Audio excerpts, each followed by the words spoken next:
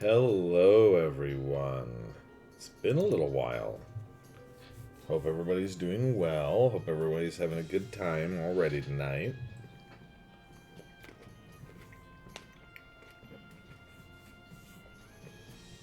I know I said last week that I might end up doing a stream. Or, sorry. I said it the week before that I might be doing a stream last week. But, guys, I needed vacation. I needed some time just to kind of chill. And just kind of like just have some mellow time. So, good news is I had some good time off. It's been good. But I am back.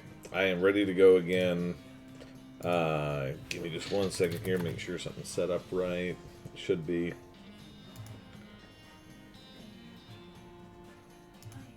Yeah, it's all set up right. We're all good. But yeah, we're going to get into a game that I really enjoy. We're going to play some West of Loathing.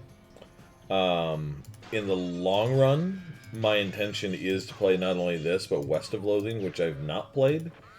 I have played this game before, and I really, really like it. It's very funny. And honestly, it's quite frankly just kind of the game that I need right now. I need a funny game to play. So yeah, we're going to go ahead. We're going to get started here. Wanted protagonist. Alright. Becky Yates. Change your character. Sandy Foss, Ed Marston, Virginia Autry. It really wants us to play a girl. It really does. What's all these? Felina Oakley, Birdie Cody, Callista Earp. I actually kind of like that name. I actually do kind of like that one.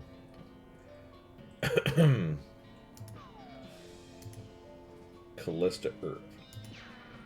Can we just change like anything? Huh. That's alright though. Wanted for protagonizing. Reward 1078 meat. So for those of you who have never played this or never seen it, yeah, the currency in this game is meat. And it is... I have to get into this game. Sorry.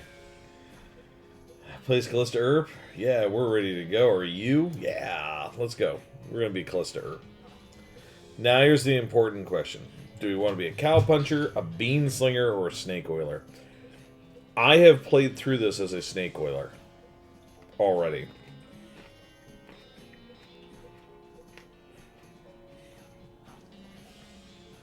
But God, what do we want to play as?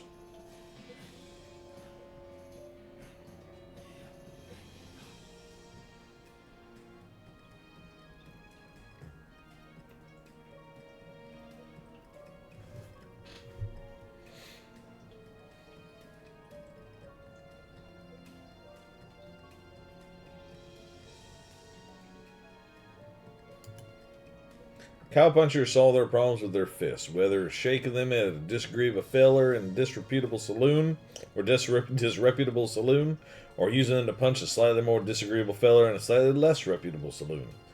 You've heard the cowpunchers are in demand out west since the cows came home, which stands to reason. The cows aren't going to punch themselves after all. Magic and cooking are inextricably intertwined in Loathing, and the Bean Slinger is the mystical master of both. You've heard there's a shortage of cooks out west since the cows came home, due to most of the cooks having been brutally killed by the cows.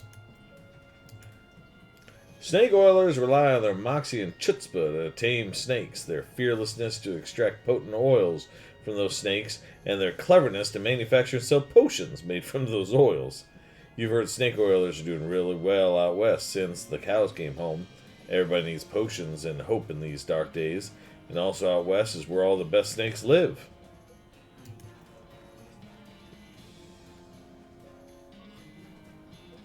Don't punch cows, they don't like that. But also, cowpuncher. You think we should go with cowpuncher? I'll do it. Like I said, I've played the snake oiler before. Alright, fine. We'll go cowpuncher.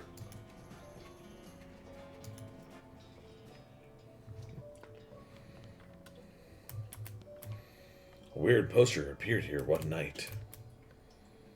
Read the spiny books. The Occurrence of the Eerie Outhouse. I read that one 10 times. Bertha Drew and the Mystery of Cabot Outhouse. I remember that one. Trouble at Rattlesnake Mansion. Mom gave me this one a few years ago. Escape from Eagle Citadel. I love that one. Treasure of Grizzly City. I love that one. Gene Swift and the Secret of the Black Church. I read that one 10 times. Oh hey, this one might come in handy. You got an item. Walking Stupid. So, this book tells the tale of a renegade sheriff who is really, really bad at walking. Unlocks stupid walking as an option. You read the book from cover to cover and learn how to walk really stupidly. Stupid walking has been added to your options menu. You got a perk, stupid walking. You accidentally drop the book and then ruin it by stepping on it 30 times while you're trying to pick it up. Stupid walking is on.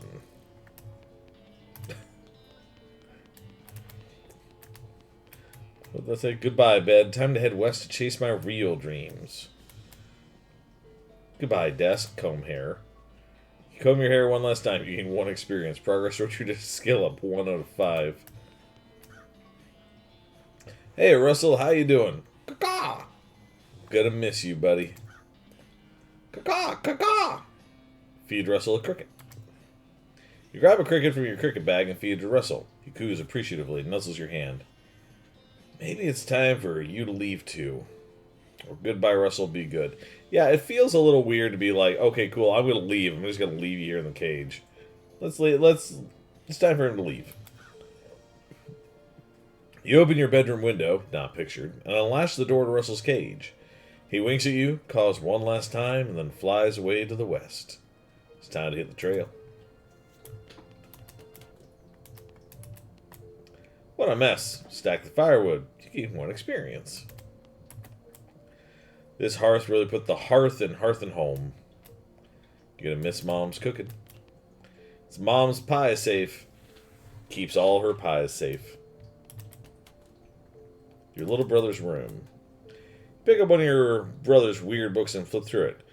Corpus Agrimensorum Romanorum? What a weird kid. Pick up one of your brother's weird books and flip through it. Philosophiae Naturalis Principia Mathematica. No wonder I never know what he's talking about. You pick up one of your brother's weird books and flip through it. I think this is about math, maybe? It's your kid brother's toy box. Heh, he loves stuff like this. You got an item, puzzle cube. What does the puzzle cube do? This is one of your kid brother's weird puzzles. Fiddle with it. Your brother already had most of the way solved, but you figure out the last couple of moves. You gain 1 experience. So tidy. It's covered with all those weird diagrams and charts.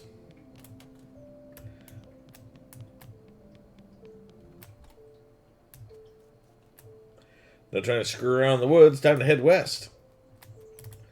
Your mom smiles warmly as you approach. I'm leaving now, Mom. We're gonna miss you, kiddo. Oh, and before you leave, I got you a present. A present? Yep, it's that book you wanted for Crimbo. I know it's early, but... The one about picking locks? Oh boy. The one about desert survival? Oh boy. The one about bartering? Oh boy.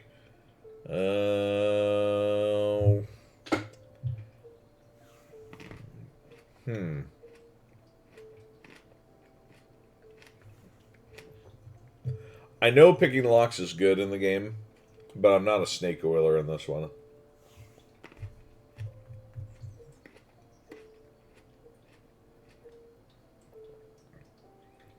Desert survival or bartering? I think you want desert survival? All right, cool. Sure, let's do it. That's the one. Enjoy it. You got an item. Dessert eating and drinking. Be careful out there. Write us letters when you can. I will, Mom. Goodbye. I think you can, like, hug her, too. Your mom raises her eyebrow. I just wanted one more hug before I leave.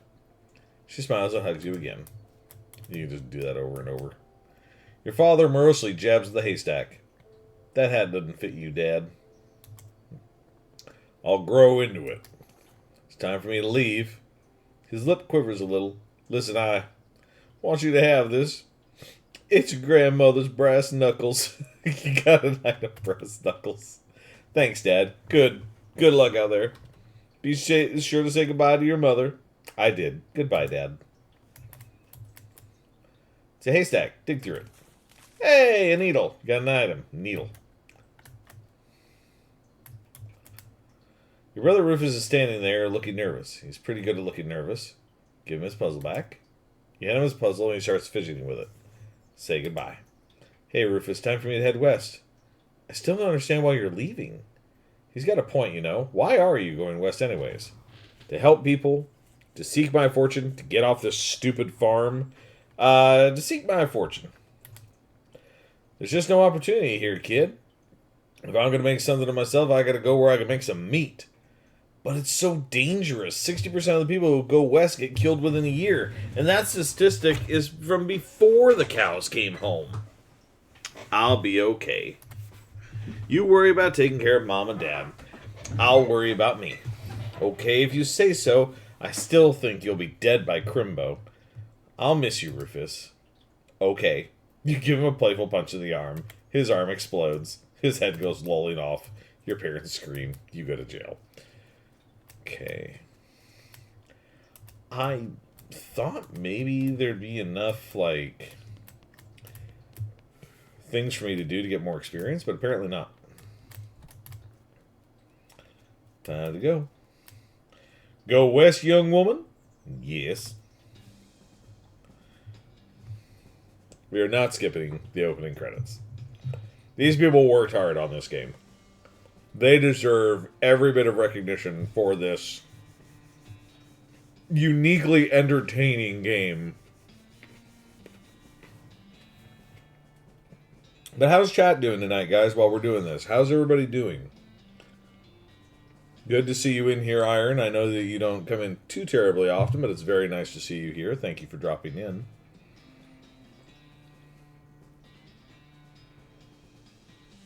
Everybody else just lurking tonight, or do you guys want to come say hi? It's totally fine if you don't want to, but I get it.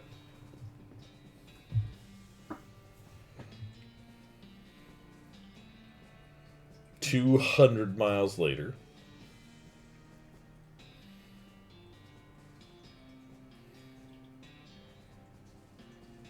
Skylar redeeming a dad joke? Skylar, I got a great one for you tonight. Knock, knock.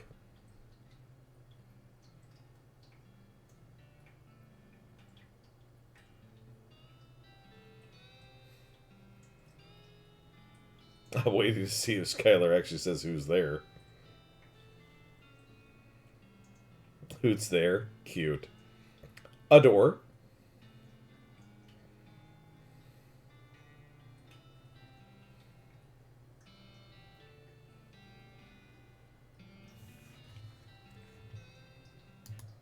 And when I say a door, I meant that. Yeah. A door hoot. There's a door between us. Please open up.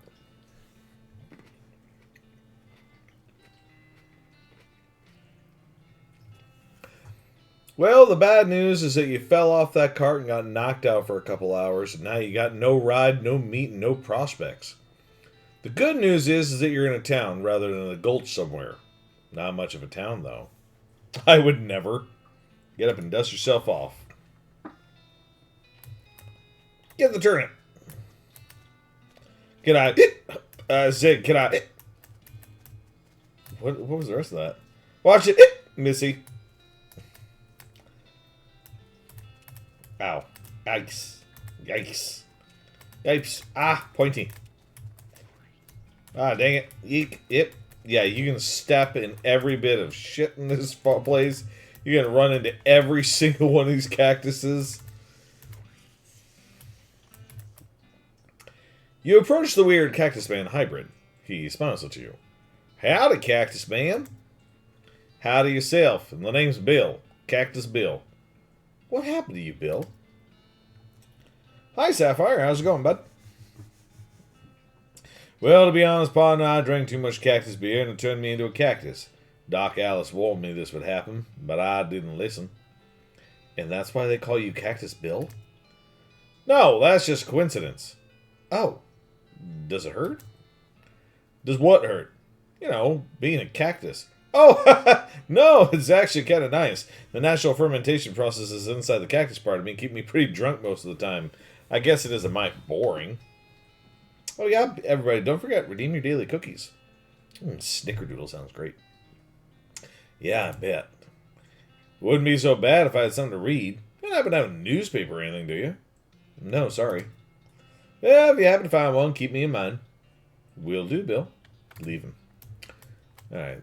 Nope, you're not allowed to pick it anymore, remember? I don't know why. Loose dirt, Doc Alice, trade. Step right up, step right up. Braid's the name and trade's the game. You seriously doubt that his name is Braid? Howdy. I get the cookie, you don't get the cookie? No, it's for you. You get the cookie. You get to collect the cookies. Let's see. Well, madam, today I am trading locks for soap and a stick of dynamite for a needle. And to the cutting skinner, it brings me 3 rattlesnake hides. Well, to that adventurous soul, I will trade a fine silver pocket watch. I'll take the dynamite for the needle. Braid, which is so not a name, takes your needle and hands you a stick of dynamite. Be careful with this now.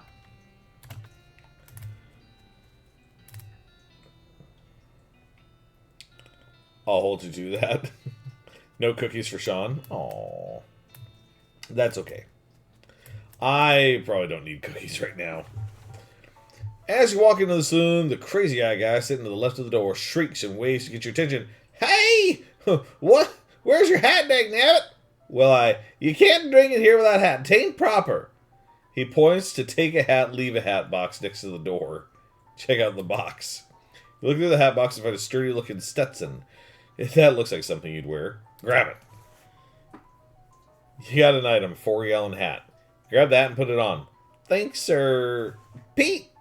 Thanks, Pete. He gives you a friendly, if somewhat twitchy nod. Say, gal. Yeah. You heading west? If you want some company, I'd be more than happy to come along. Just let me know. Well, no pressure. Alright, I'll keep it in mind. So, you do get a companion in this game that will join you in your journey. We will not be taking him. I already know exactly which companion I want, and it's the same one I had last time, and I don't care.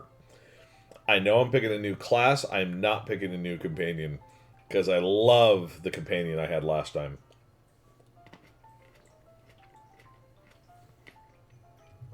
I always need cookies. BS. You can have cookies.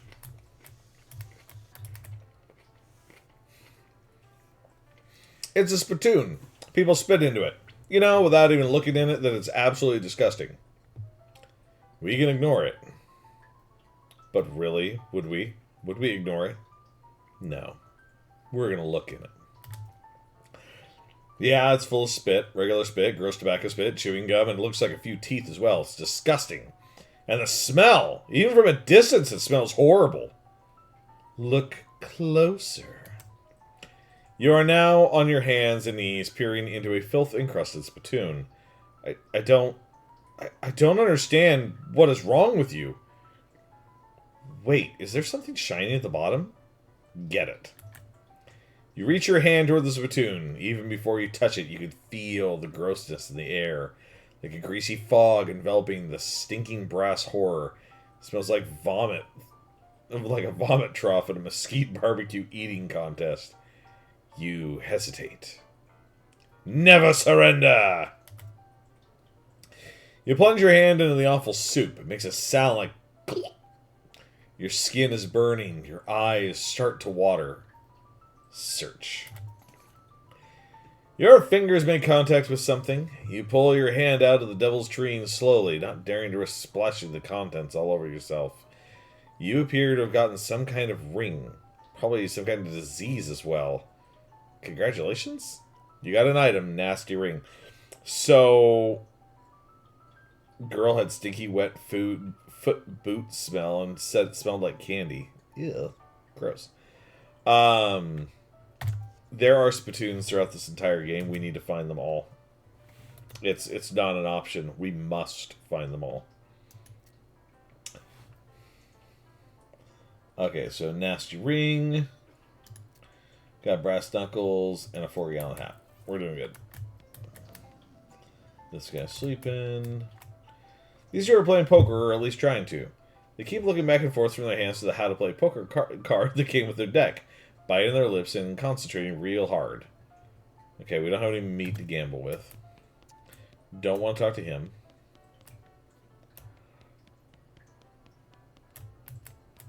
I should probably leave him alone. The woman glares at you. You should probably just let her drink. Howdy, I'm Callista. Howdy, Callista, I'm Horace. Nice to meet you. What do you do? I'm the town hostler. I don't know what that is. I'm the town horse selling guy. Gotcha! How's that working out for you? Oh, those horses are just flying out the door. Oh, so business is booming. Nice. No, I mean the horses keep running away. I haven't sold one in ages. Oh? Also, somebody told me I smelled good today, but it's as we were passing the dumpster. Well, definitely by comparison. Why are you horse? I can't tell if you're actually asking if I'm horse or the joke. Is that why you're drinking here instead? Yep. And me being in here drinking instead of watching the horses is probably how they keep escaping. It's one of those vicious circle things. Well, I'm in need of a horse. Do you have any left? One. Kind of a boring one, but it's got 4 legs and a back to sit on. Come see me at the stable. I'll be happy to show it to you. Okay. You walk up to the bar and wait patiently for the bartender to notice you. While you're waiting, you see a sign taped to the back of the wall reading reward for lost mugs, 25 meat each. The bartender finally notices you. Howdy, cowgirl. Howdy, barkeep. Name's Callista. What brings you to our little backwater? Ask about work. Oh, the usual. I came out west to make my fortune. Not having much luck so far, though. Any work around these parts? Unfortunately, Boring Springs already has more people in it than jobs. It's more of an errand town, if you catch my meaning. If you're looking for a real job, I'd recommend talking to the railroad people up by Dirtwater. The railroad? The Manifest Destiny Railroad Company, from back east. They're trying to run a line to Frisco and having a heck of a time doing so. And they're hiring? Well, I reckon they're always hiring for one thing or another. Big company, that. Dirtwater. Dirtwater is interesting. It's far enough west that it's still more or less exempt from the rule of law, but not so far west that it's been burned to the ground by the damn cows. Lots of opportunity there. She pauses for a few seconds, lost in thought. Yep, if I were a younger woman, I'd probably head that way myself. You mentioned errands? Yeah, this forsaken burg is always falling apart in one way or another. The hostler's always needing help since he hurt his leg, and that narrow account sheriff could certainly stand to have somebody doing his job for him. Anything else? Well, I got a goblin loose in the basement, and some cowpoken from the gulch didn't wipe his boots off and got spores everywhere. I can probably handle a goblin. Much obliged. I'll unlock the basement door for you. Oh, and you'll need this. You got an item, weak fungicide. I'll take care of it. We will not be taking care of that. We do not want to use the fungicide on the goblin. There's a big reason for it. Okay. Sheriff. Wanted, the bird theft. Naked Mike Bernstein. Reward 200 meat. Help wanted. Wanted poster artist. Apply in person at the Yuma Marshal's office. Wanted. Bimmy Fricker for face thieving. Reward 420 meat. Oh, look. Grab it. Got a mug. Well, howdy, stranger. Welcome to Boring Springs. I'm the sheriff in these parts. The what? The sheriff, okay? Blasted sign painters. Say, you wouldn't happen to be looking for work, would you? Well, as a matter of fact, I am. Great, because I happen to have some. There's a gang of hoodlums around here that call themselves the Fricker Gang. Last time I arrested one of them, they busted him out and took my cell door with them. It ain't, well, it ain't much good without the door. And I need somebody tough, smart, and or slick to go fetch it back for me. Why don't you do it? You're the sheriff after all. I gotta stay here and practice my chair tipping. Okay, I'll give it a shot. That's fair. Okay, I'll give it a shot. Funny you should say that, because I'm sending the deputy along with you to keep you out of trouble. He takes a pistol out of his desk and hands it to you. You got an item. Deputy pistol. Deputy? You deputized a gun? You're new in town. Maybe you ain't noticed, but there ain't much here to do except drink. Here, let me write down where the Fricker Gang's hideout is for you. He makes a little note on your map. You discover a new map location, the Fricker Gang's hideout. Got it. I'll be back with the door.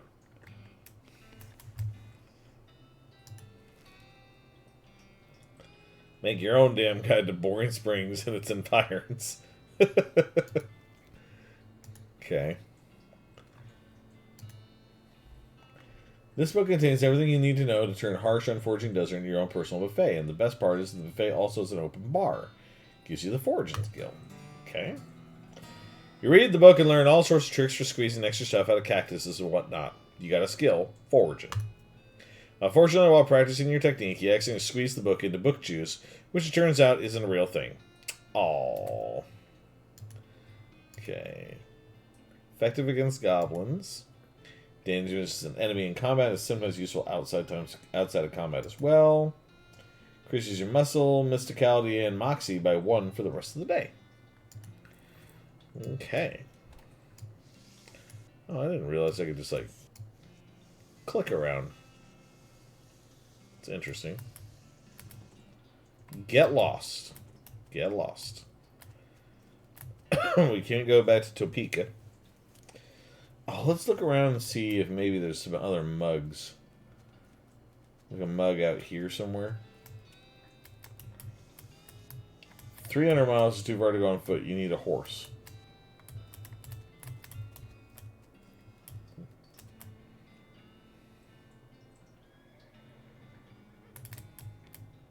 Afternoon, man. What can I do for you?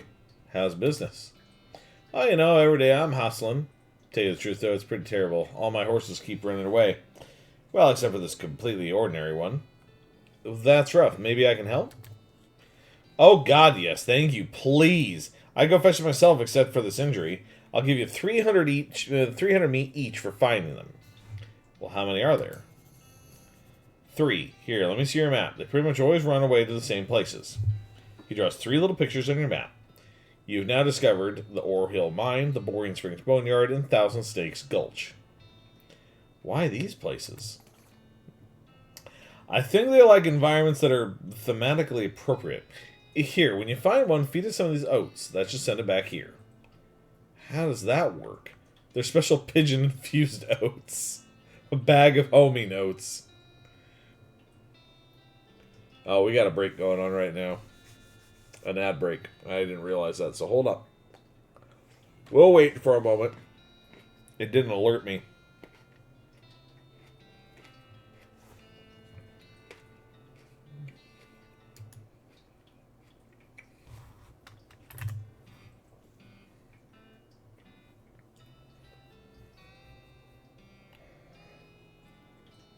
Actually, I suppose we can keep moving along. Okay. Got a needle out of the haystack.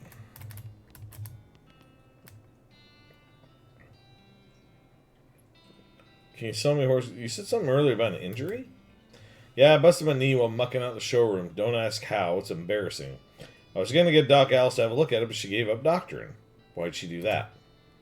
Nobody knows. She just shut herself up in her office. Said she wouldn't talk to anyone except Nurse Whiskey. Is that an actual nurse, or... I'm pretty sure she was just being sarcastic. I see.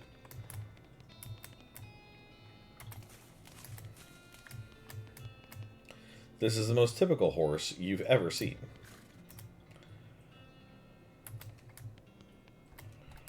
Okay.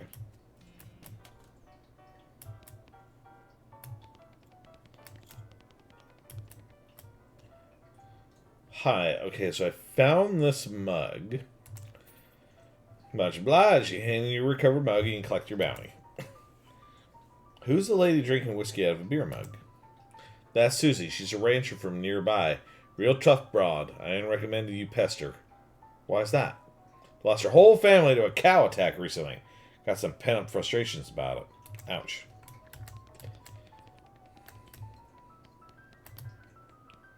Okay, and again, I don't want to go into that door yet. I forget, do you save in this one? Or does it automatically save?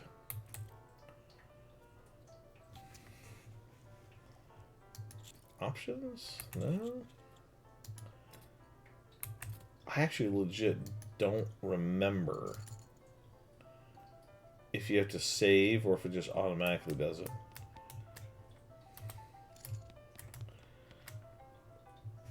Can I play? They look at you nervously. Look, I have some meat. Let's play. You put 20 meat on the table and sit down before they can say no. One of them shuffles the cards sloppily and deals a new round. You get a pair of tens, plus a 2, a 3, and a king. Let's bet aggressively. Why not? They look at each other nervously, but they both call your bet. Okay, read them a week. You show a pair of tens plus 2, 3, king. The guy on the left has a full house, 2 jacks, and 3 aces. The guy on the right shows a straight flush, 2 through 6 of hearts, 6 in hearts.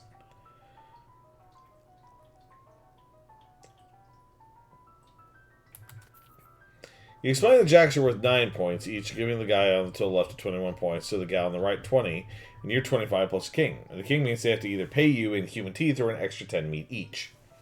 They gasp and push more meat across the table at you. You collect your winnings and stand up. They thank you for helping them learn the game.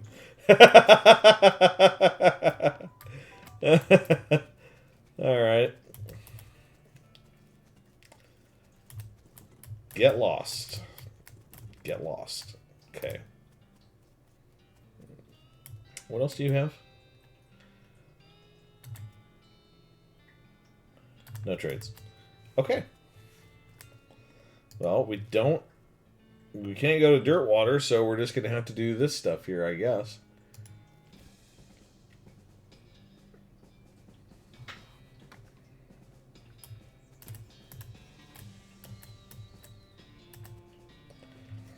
Thud Fricker, the Fricker gang's intrepid lookout, appears to be taking a little nap. Alright, wake him up. You poke Thud with your boot. He slowly gets to his feet. Hey, you're not supposed to be here. Thud is... Well, let's say he's no Rhodes Scholar. If we assume that it's 7 years from now, that idiom makes sense. You feel bad about the idea of killing him. Walk away, Thud. Thud, you don't want this life. Take a hike. Okay, you're probably right. Thud stumbles off into the desert. He'll probably be fine. You got a perk, honorable. Really? What's the perk? What's it do? Honorable options will be available in some situations. Cool. It's a beer barrel cactus. Harvest it. Okay. Got a mug of cactus beer. It's a pile of random stuff the Fricker gang stole from Finders Keepers. Pair of silver cufflinks and another recovered mug and 25 meat. Okay.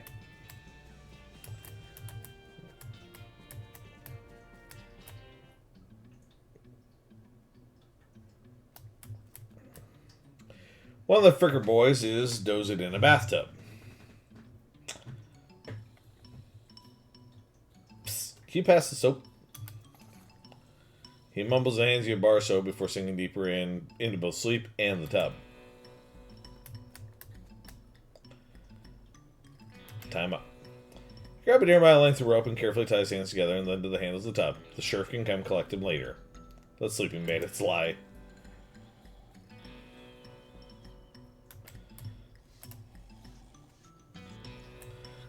You cautiously approach the Fricker gang.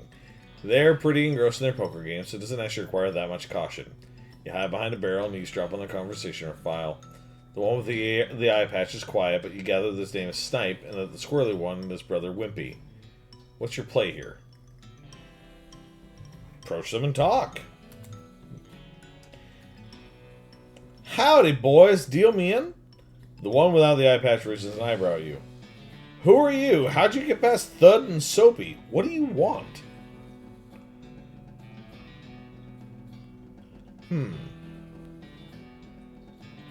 It's Bimmy?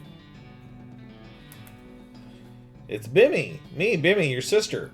He squints at you. Bimmy? You ain't Bimmy. I am too. Back me up here, Snipe. I am so Bimmy, I stole some rube's face. Ha! You always did have a knack for face wrestling. What's new, Bimmy? We gotta get out of here, fast.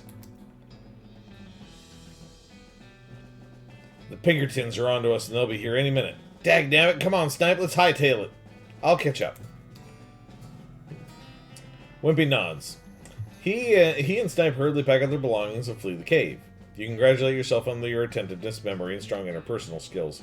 You gain 2 experience. Yeehaw. Skill up, grit level 2. Let's grab the door and skedaddle.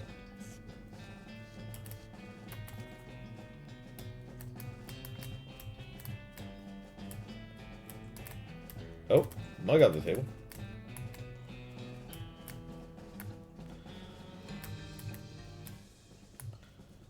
Okay.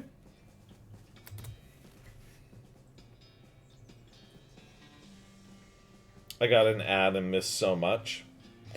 Honestly, in this game, not really. This is a this is just the intro, and you didn't miss much.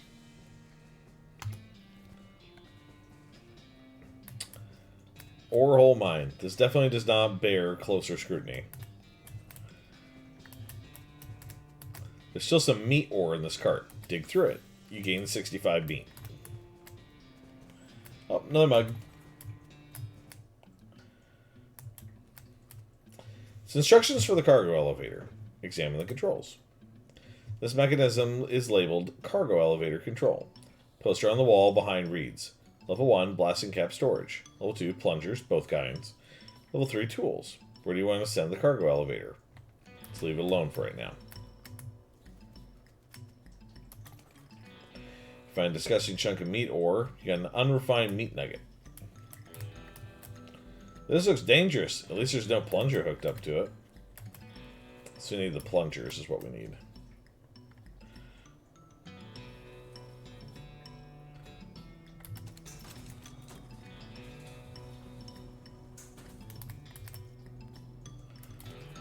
Okay.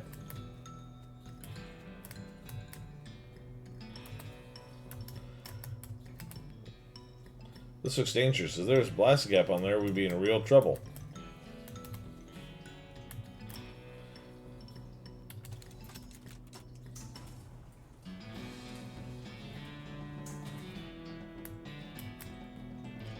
These crates are all labeled blasting caps. The period is part of the label. That's why they're inside quotes like that.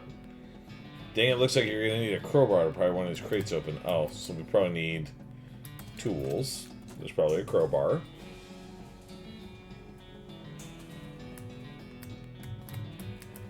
It's a toolbox, but it's locked. Pick the lock. Consumes a needle. You manage to unlock the toolbox, but the needle is ruined in the process. Most of the tools inside are rusted away to nothing. It's a pretty nice crowbar.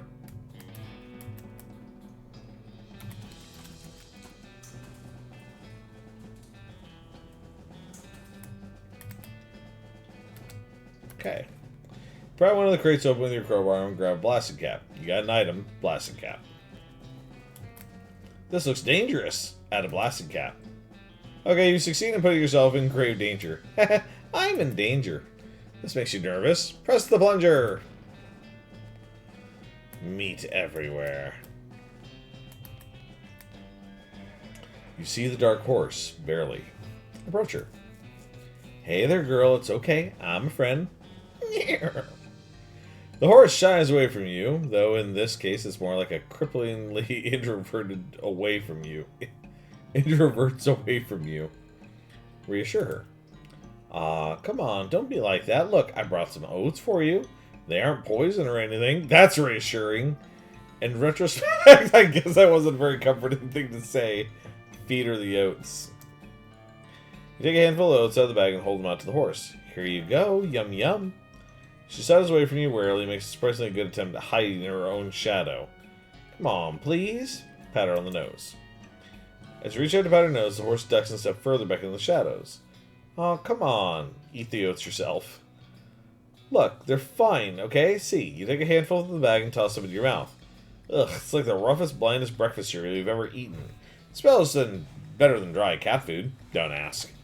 You smile to show the horse that you're fine and realize that you've unconsciously turned around and walked out the door. Jeez, these are powerful. The horse looks at you warily as you re-enter with a cheerful wave. See? Perfectly fine. Pat her on the nose. The horse hunches her shoulders and seems to shrink slightly as you pat her nose, but she doesn't actually flee. So that's something. There's a good girl. Winnie. Feed her the oats. The horse finally seems relaxed enough around you, so you offer her a handful of the oats. Wearingly, begrudgingly, she eats them. Then she gestures at something behind you. You turn around to look, but you don't see anything. When you turn back, she's gone. Well, okay then. More meat. Looks like something's buried here. Yeah, but I don't have a shovel. Huh? What's this crack? Examine the hole. You bend down and shine your lantern into the crack in the rock. You can just barely make out a square shape down there. Well out of arm's reach. Looks like somebody dropped a small metal box into the hole, though you don't know if it was to hide it or discard it. If you're truly desperate to find out what's in there, you could try reasoning with the rock. Your primary argument would be a bundle of dynamite. Perhaps you could persuade the hole to widen enough to grab the box. Huh. I don't remember that. But we'd have to find... I gotta find a shovel. Somewhere. Alright. Boring Springs Boneyard. I found a Zephaniah Boren, 1806 to 1885. He was actually a really interesting guy. There's a dirty mug here. Benjamin Crockett, 1320 to 1364. He showed up way too early. Yeah, okay, got it. Beauregard Skelton, Captain, 3rd Cavalry, 1820 to 1866. This grave is really noisy. Okay. Hi. Can I help you? A skeleton. You're not getting past it without a scuffle. Scuffle it is. Okay. So we actually can fight finally. Attack spacebar. You have 1 action point. So yeah, I can do any of these things and I get 1 action. So let's see. You can beef up. Increases your muscle by 2. This will not end your turn. Costs 1 action point though. Heal. First aid. You recover 15 HP. This will not end your turn. Giving up the same as losing. Weak fungicide or dynamite. Well, I don't want to do those. So let's beef up.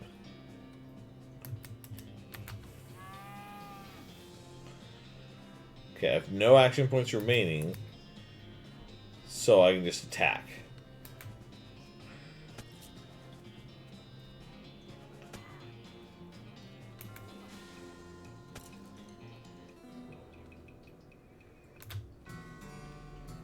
Skeleton collapses into a pile of loose bones. You gain 3 experience. Yeehaw, skill up, muscle level 2. Oh, actually, you know what? Speaking of, wasn't there a thing? Didn't I level up before?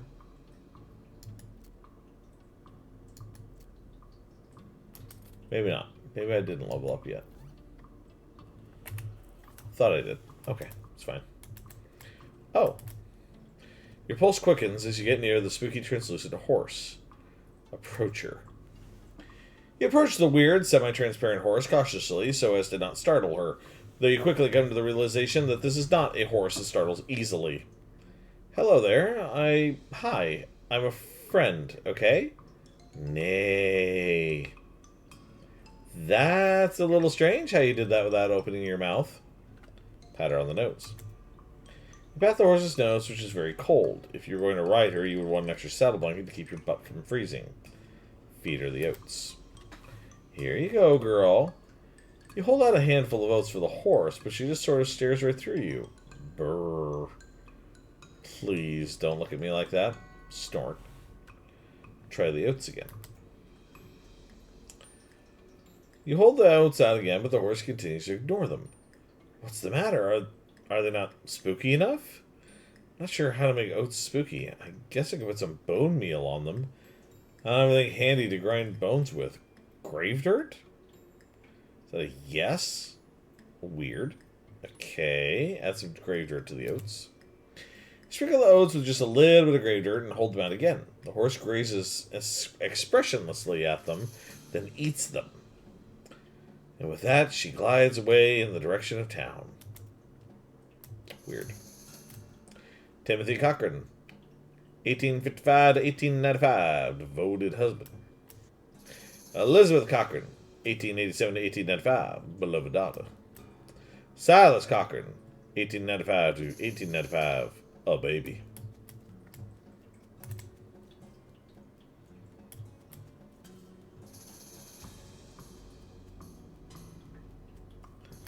Alright, Thousand Snakes Gulch. What we got here? One of these rocks is really shiny. Grab it. You got a shiny rock. Yow. Yikes. Pointy. Ouch. So, there is a reason, by the way, that I'm running into the cactuses. We'll see later. The snake looks really sleepy, but not that sleepy. Attack it. Get beefy.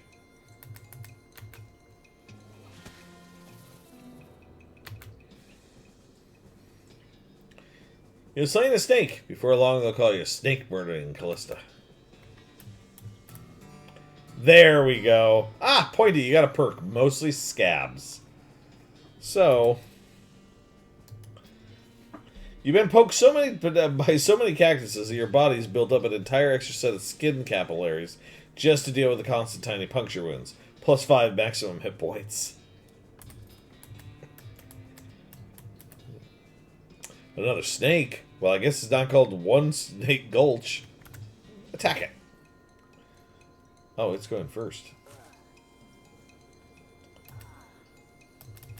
You jerk.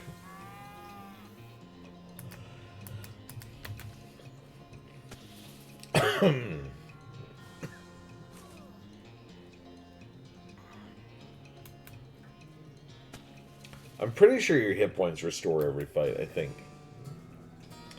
You made short work of that long snake. You gain 3 experience. Yeehaw. Skill up. Grit level 3.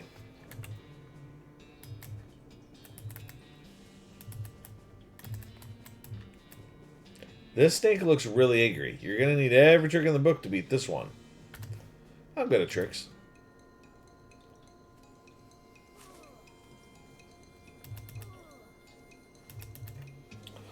Alright. Beef up.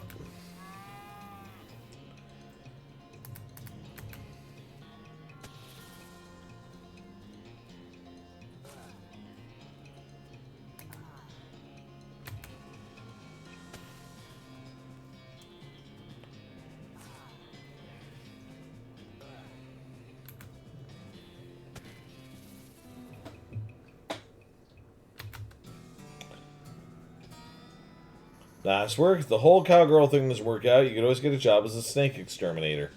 You gain 9 experience. Yeehaw. Skill up. Moxie level 2.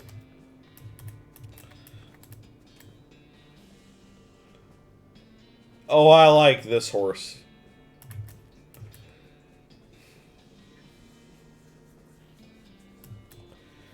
This horse has gone snake crazy. Or maybe he was some kind of other crazy before.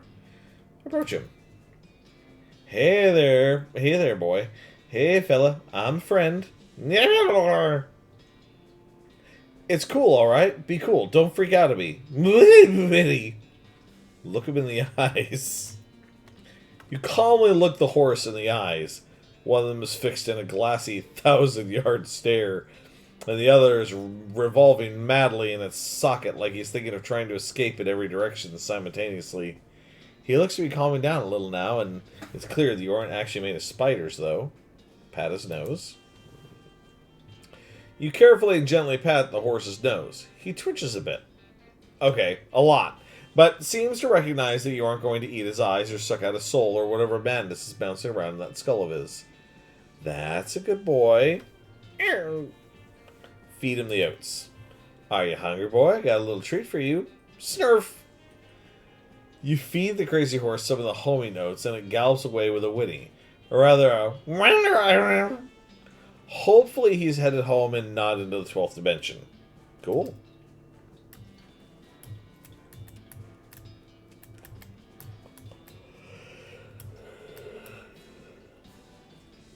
You don't have to walk all the way back over there. Hit M or click the map icon to travel quickly. That is true. Down at Boring Springs.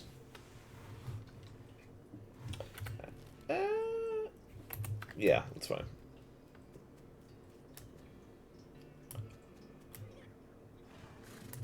Okay. I don't know how you spotted her hiding in that mine, but thanks for sending back my dark horse. Sure thing. Looks like my pale horse made it back safe. Thanks for your help. Anytime. Thanks for finding my crazy horse. He was eating local weed again, wasn't he? Not that I noticed. That's all of them. I can't thank you enough. Here's a little extra for you. Thanks. Afternoon, man. What can I do for you? Can you sell me a horse? Sure thing. I should warn you, though. Horses get mighty attached to their riders. Once you bought one, you won't be able to change your mind later. Which one are you interested in? Well, we could go with the basic or the dark horse. Or the spooky one. But, come on, you guys already know what the hell I'm picking. I'm picking the crazy horse. Are you kidding? Give me the one with the crazy eyes! Okay, but I gotta warn you, this horse has seen some stuff, but I'll sell him for 1,000 meat. Is something wrong with him? No, not as such. He's perfectly functional. But... well, he's always sneaking off to Thousand Snakes Gulch to chew on the local weed that grows there. And that makes him see crazy things?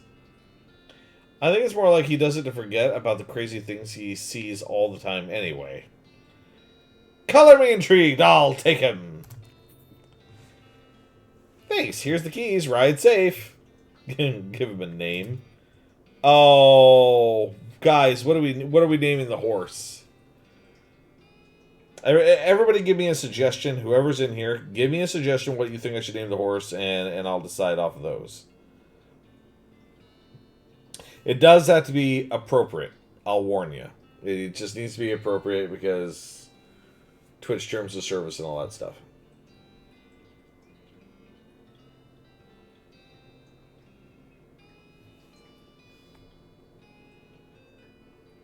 I'll wait for a second, just in case anybody needs a minute.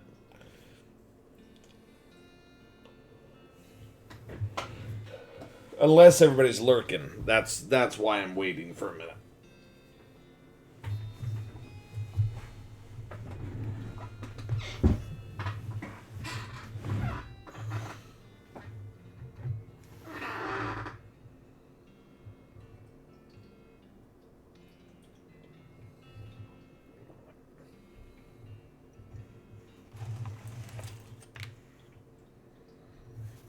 Give it another minute here.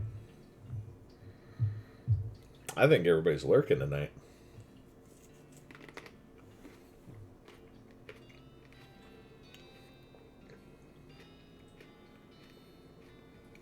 Okay.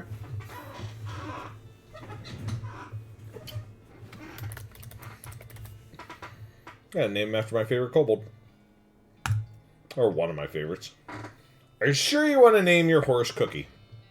Well, of course. Alright then, Cookie's the horse. It's got a nice ring to it. Oh, I almost forgot. Free with every horse purchase is a complimentary map. You got an item, southeast-west map. Thanks. Okay, let's go back to the bar. I found these mugs. Voltron, hi, welcome. How's it going, buddy? Much obliged. Mr. Accomplished, I reckon. Take your leave. Okay.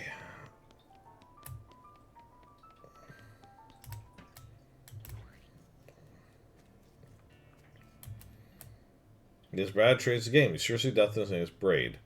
Howdy. What are you trading? Well, madam, today I'm trading locks for soap. Into the cunning Skinner brings me 3 rattlesnake hides. Well, to that adventurous soul, I'll trade a fine silver pocket watch. I'll trade the soap for a lock. Braid, though you really don't think his name is actually Braid, takes your soap and hands you a lock. You got an item, lock. Okay. No trades right now, thanks. What's the lock for? Padlock got its name because it's like a wizard that protects your house. Huh. Okay, shiny rock. Shiny about the size of a rock. Unrefined meat nugget. Oh, just sell it. Oh, the sheriff's door. We gotta take the sheriff's door back. I see the Fricker gang hasn't put a stop to your breathing. Did you rescue my cell door? You hand the sheriff his door and he hangs it back on its hinges. Nice work, stranger. This here prison cell just got about 4 times more secure. Are there any Fricker boys left for me to round up? Yeah, 1 or 2 that's asleep on the job. I'll go around them with shortly then. Looks like I owe you a reward. He produces a big bag of meat. Another little task for you if you got time. Should be a lot simpler than the last one. What you need? Well, the Frickers busted the lock when they took the door. Gonna need a new lock. I just so happen to have one. You hand the sheriff the lock. That'll do nicely. The sheriff puts the lock on the cell door, then accidentally drops the key and it clatters into the cell. Hellfire. Don't suppose you know how to pick a lock, stranger. Got a needle handy? See what I can do. Pick the lock. You definitely picked the lock. The sheriff walks into the cell and picks up the key. He looks around for a place to hide it and eventually sticks it under his hat. Thank you kindly, stranger. If Boring Springs ever gets any more criminals, they better watch out. It's a good job you done. Don't mention it. Here, this is a souvenir for your time in Boring Springs. You got an item, replica sheriff badge. Thanks, sheriff. Alright, what is it? +1 armor. Okay.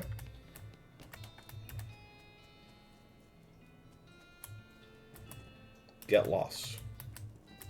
Get lost. Or get lost.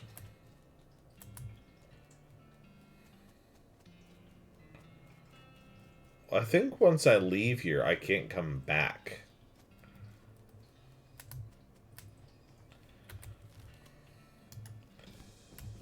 So I gotta get everything that I can before I leave, I'm pretty certain. Okay. Yeah, did they have anything? A pile of Fricker's ill-gotten gains. 50 meat. Rub-a-dub-dub. I want to see if I can find a shovel somewhere.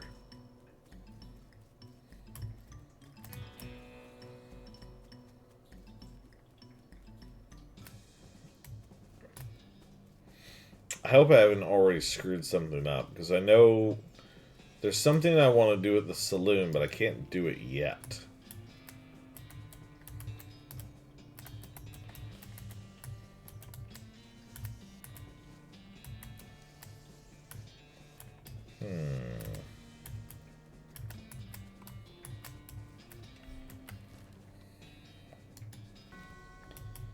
Maybe there's...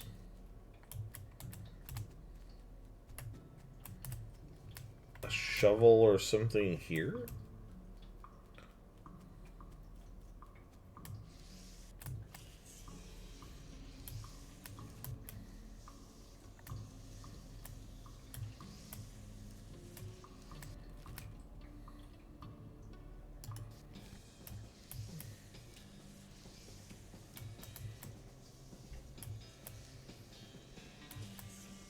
Yeah, I don't remember seeing any, like, shovels here.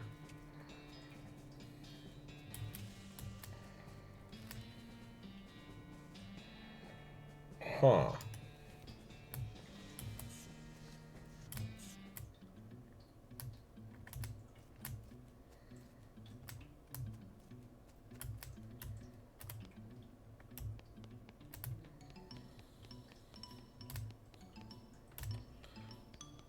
I definitely didn't get enough dynamite.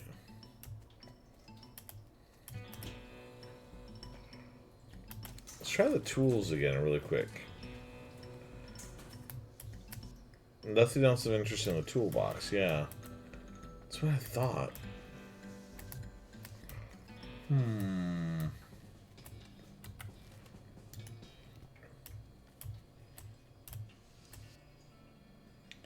Brennan, thank you for the 5 bits. You didn't have to do that, but thank you. It's a chunk of wood for the broken hitching post. Grab it. You got an item, broken board. Oh, it's a club. Thank you for redeeming your daily cookie. Okay, so there's no shovel in here or anything like that. Okay, I want to be careful going down here. Yeah, because of him. I don't want to mess with him. Oh, pile of old newspapers. Hold on, take one.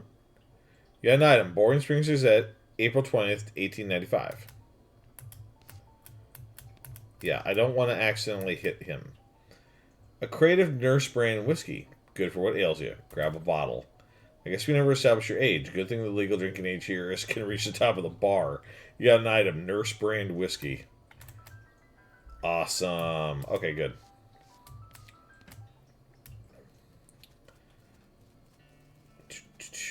Oh, cactus guy. Did you bring me something to read? Give him the newspaper. You give him the newspaper you found in the basement of the saloon. Much obliged, partner. Now, let's see here. What can I do in return for you? Oh, I know. My shovel. Oh, that's right. I left it behind the outhouse at the Ore Hill mine. It's yours if you go and get it. I'm sure you'll find a use for it. Cool. Behind the outhouse at Ore Hill mine. Got it. Thanks, Bill. Don't mention it. Now, if you can just kind of stick that newspaper to my face before you leave. Stick the newspaper to him. Okay. Look behind the outhouse. Hey, I wasn't kidding. Now this would have been a funny thing to kid about, I guess. But now we got a shovel. Which I think is a permanent thing. Provides the option to dig in certain places. Hell yes. So if we go in here... Yeah, something's buried here. You got a silver nugget. And I want to say that there were some other digging places. And you can also use it in the town, if I remember right.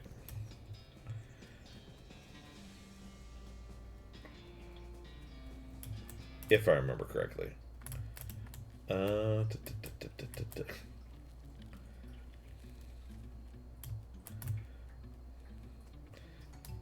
For anybody who's seen it, if you've seen Monty Python's skit about the, I think it's the Bureau of Silly Walks, every time I run around like this in this game, it just immediately makes me think of that. Alright, Beauregard. Okay, so dig up the grave, fight. Alright, I'll fight you. Get BB.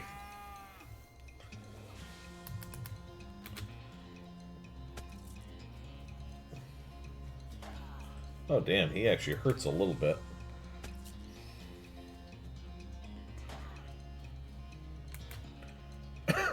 Not much, though. Victory! Alright, what do we got here? You put a stop to Captain Skeleton's unnatural animation. Yeehaw. Got Gumption level 2, you get an item, Old Cavalry Saber, and you get a gold tooth. Nice. Okay, let's go look really quick. Like, is any of that an upgrade? That's 5 to 6. Brass Knuckles are only 4 to 5. Alright. Works for me. Silver Nugget. Yeah, I think some of this I'm just supposed to sell for meat. I think.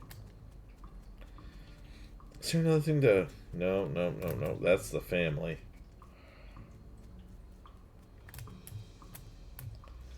The family is really weird and out of place, and it makes me kind of wonder if it's like a tribute. Like a legit tribute to somebody passing away. Is there a place over here somewhere to... Nope.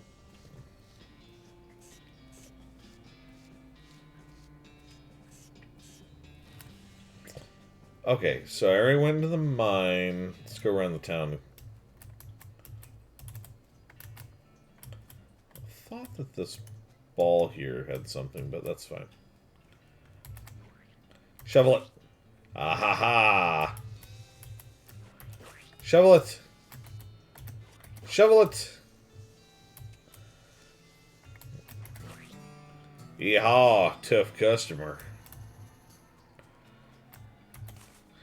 Ah, so when you buried a mug here, you got an item recovered mug. Cool. Okay, let's go in and talk to Alice. Get lost! Offer whiskey. Whiskey delivered for you, Doc. What brand? Nurse whiskey. Your favorite, I'm led to believe. Didn't know she makes house calls. Alright, hold on. You hear a rattle as she unlocks the door. Enter the house. I'm sure that all that TNT there is very safe. Hey, Doc, can I look at your books? Not until you give me that whiskey you promised me. Okay, fine. Doc Alice looks to be about in her 50s. Her hair is graying and her face is lined, but her eyes are still clear and sharp, if bloodshot. She holds out her hand. Whiskey. Stat. Give it to her. She cracks open the whiskey and fills a small flask she takes out of her pocket. Then she puts the flask back in her pocket and starts chugging out of the bottle. Geez, Doc, that don't seem healthy. Who's the doctor here, me or you? Okay, point taken. Hey, Doc, can I look at your books? Sure, if you want to. Not that they're going to do you much good in this doom-forsaken hellhole. You should try being less cheerful, Doc. Check out the books. You survey the books on Alice's shelf. They're all medical textbooks, except for a few. Leaf through The Legend of Curly's Meat. Leaf through The Life and Works of Fred Ferguson. Leaf through The Goblinoid Tongues, a primer. That's the one we want. You start flipping through the Goblin language book. It's confusing at first, but you eventually get so engrossed that by the time you take a break from reading, several blurfs have passed, and you know that blurf is the Goblin word for hour. You've learned to speak Goblin. Sort of. You got a perk. Goblin tongue. Leaf through The Legend of Curly's Meat. The book tells the story of a legendary treasure, a massive chest full of premium meat, secreted in the hidden sense, not in the extruded sense, in the western desert by an old cowhand named Curly Butterfield. Leaf through The Life and Works of Fred Ferguson. This book purports to be a Civil War surgeon's autobiography, but flipping through it, you mostly find it just lists reasons that drinking alcohol is bad. So it's actually a work of ludicrous speculative fiction. At least there are some useful appendices in the back, and some diagrams and appendices. Aw, thank you, Justin. I do need to hydrate.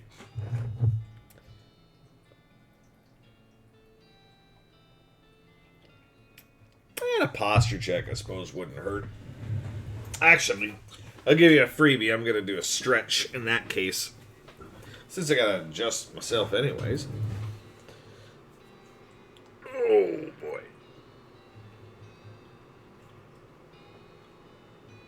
One of these days I got to get a better office chair. You know, since I can't really... The price of RAM is going up, and I don't exactly have to upgrade the RAM on my computer. Maybe I should put that money toward a better office chair. That's a thought. I'll have to think on that. Alright, let's make it like a tree and leaf. Justin is now lurking. Yes, thank you. Hello, I'm going to bed. Have to work in 8 hours. Came to say hi before going to bed. Yeah, of course. Thank you for lurking, and I hope you have a great sleep, and we'll see you soon. Hopefully you have a good day at work tomorrow. Alright. Okay. We're pretty much done with her at this point. What I want... Actually, hold on. I wonder if I can take some of that explosive she's got. Oh, wow. Shouldn't this be further away from the fireplace? Ah, darn it. Won't let me take any of it. Not the shirt. The bar. I found this mug. Thanks. Okay. Okay. I don't want to mess this up. The goblin shouts, "I'm Gary." Hi, Gary. Hi, hello. Hello, I am Gary. Who are you? Introduce yourself. Well, I'm Callista. Hello, Callista. Good to meet you. What Callista doing down here? Be polite. Oh, I'm just looking around. Oh, hey, oh. Gary likes to looking too. Gary now looking for a way out of this dump. Gary not having much luck though. Where are you trying to go, Gary? High away, and far up for popping. Popping in the new Gary everywhere. Everywhere. Settle down, Gary. Gary doesn't like to settling. Gary wants to traveling and popping. If Callista going far up and high away, maybe taking Gary with you. Eh? I'll think about it.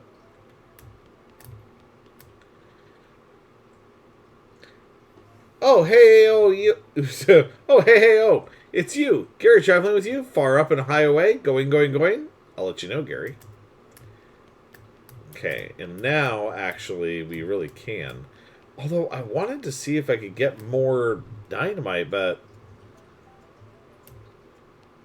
I only found the one stick.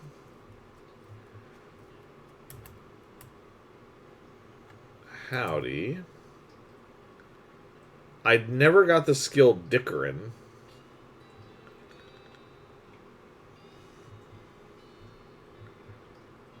Yeah. So one thing about this game is it doesn't require multiple playthroughs, but if you want to experience everything, you will need multiple playthroughs. Like, you can get a lot of stuff all in one shot, but yeah, it definitely takes a bit.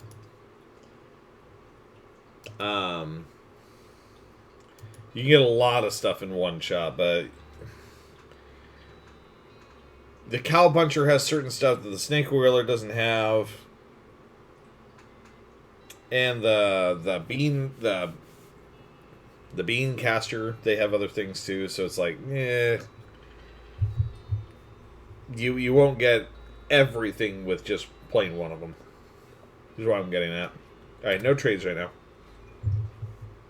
I don't think we're going to get whatever was down there.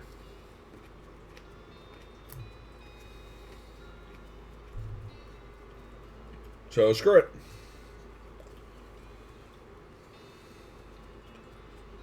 So, we have a horse. Okay. Once you leave Boring Springs, you won't be able to come back. Any unfinished business you got will forever remain unfinished. Are you sure you're ready to leave? Yes. Alrighty then. You're probably horse and ready to start your new life in the West. All you need now is a partner. Somebody to share the trail with. Somebody you can rely on for emotional and combat support. Who will you take with you? So there's 5 actual options. One of them is the doctor. One of them is the girl that was at the bar. On second thought, don't leave yet, actually. Hold on. We can talk to these people. Hold on. Because they don't actually go with you. So there is more we can do. Maybe we can get more dynamite. Hold on. The woman glares at you. Are you Susie Cochran? How'd you know my last name? I saw the graves in the cemetery. Sorry for your loss. Susie scowls bitterly and mutters into her whiskey. I saw it happen. Saw the whole damn thing, couldn't do nothing about it. Bartender said it was cows? Cows, right. I don't know what those things are, but they ain't cows, not anymore. What happened? It was a raid. See, Ma and Pa used to ranch cattle back before they came home. Pa didn't make it, but Ma and I managed to rebuild. We ranched pigs instead, and she left me the place when she passed. Go on. Well, I guess the passing herd sniffed out that it used to be a cow ranch and they attacked. A couple days ago. Happened so fast I didn't even have time to get my rifle out of the gun safe. Cows smashed in the front door and a fire started out back by the root cellar. House went up in blazes just like that. What did you do? There wasn't anything I could do. Couldn't get upstairs to the kids because of the fire, and I saw Tim trample right in front of me. She drains her glass. I don't want to talk about it anymore. Sorry. She refills her mug from a bottle in the bar and doesn't reply. What will you do now? Head west, I suppose. Nothing keeping me here and no desire to stay. Can't leave without my rifle, though. Why not?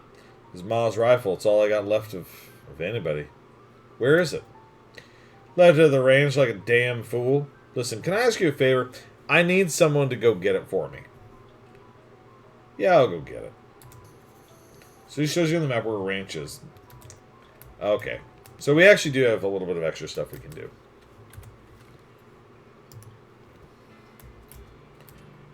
Pointy. Cochrane Ranch, established 1891. All the water in this trough is boiled away. Susie's ranch house is burned to the ground. Something behind this door is making some pretty awful noises. Go through it anyway. Looks like somebody was in the middle of fixing a knife. Grab it. Varmints get a knife. Oh! I know what that's for.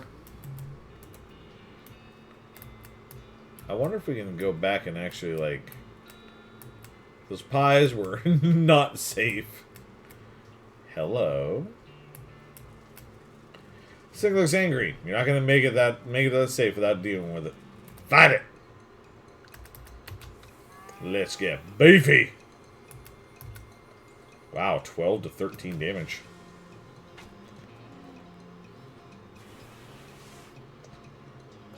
Ooh, hot.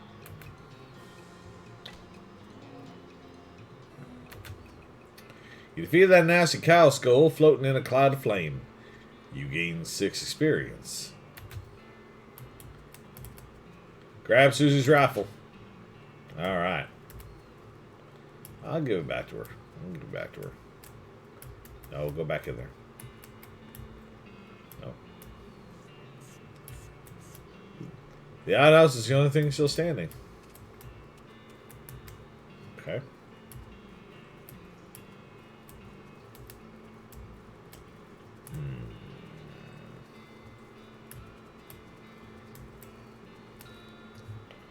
Alright, town of Bourne Springs. Let's go back, go talk to her.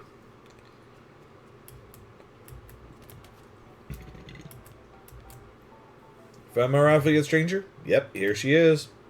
Susie's eyes well up with tears as you hand her the rifle. She roughly scrubs her sleeve across her face before letting them spill over. Thanks, stranger. I didn't catch your name. I'm Callista. Thanks, Callista. Can't really say what this means to me. She looks at the rifle for a long moment, then looks back up at you, and she sighs. That's enough wallowing in misery. Time for me to hit the road. If you want me to tag along when you head west, you just say the word. Sounds good, Susie. I wish I could take them all, but you have to pick one, which sucks. No trades right now. I do want to go see. If I go back here now...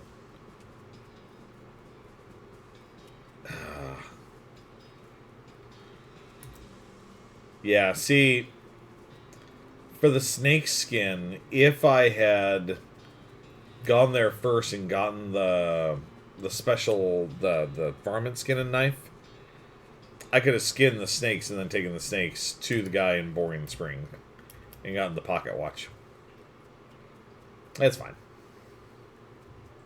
This will not be a perfect playthrough. I guarantee it. Alright. Doc Owls continues to pour whiskey down her neck, occasionally stopping to breathe. Is everything alright? That depends on how fast I can get this whiskey into my bloodstream compared to how fast my liver filters it out. And I can't talk and drink at the same time, so she glares at you meaningfully. So what's that? I mean, what's the matter, Doc? What's the matter? The whole world's gone to hell in a horse cart, and you ask what's the matter? bandits, cow demons, dead men walking. Why don't you go ahead and pick one and I'll drink to that? Dead men walking? You haven't seen it? Corpses and skeletons staggering around like puppets with half their strings cut, looking to take a bite out of the living. Oh yeah, there was a skeleton in the cemetery. It's nice to get some outside confirmation that I'm not losing my damn mind.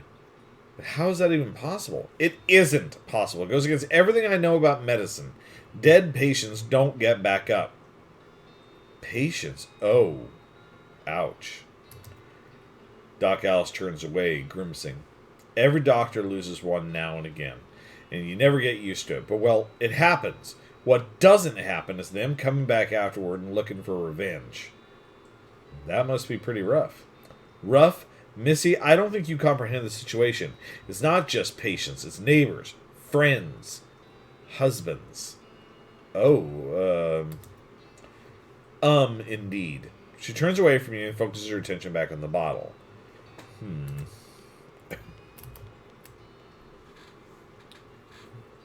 Doc Alice sighs exasperately. What now? What's the deal with all the TNT? So when I feel like I'm about to go, I can blow myself into bits so there won't be nothing left to come back. That seems drastic. Drastic? Hell! No way am I taking the risk of becoming one of those things. Fair enough, I suppose. Okay. Do you have any idea what's causing the resurrections? Well, I heard a rumor. A rumor? What is it? It's when you get incomplete information from an unverified source. God damn.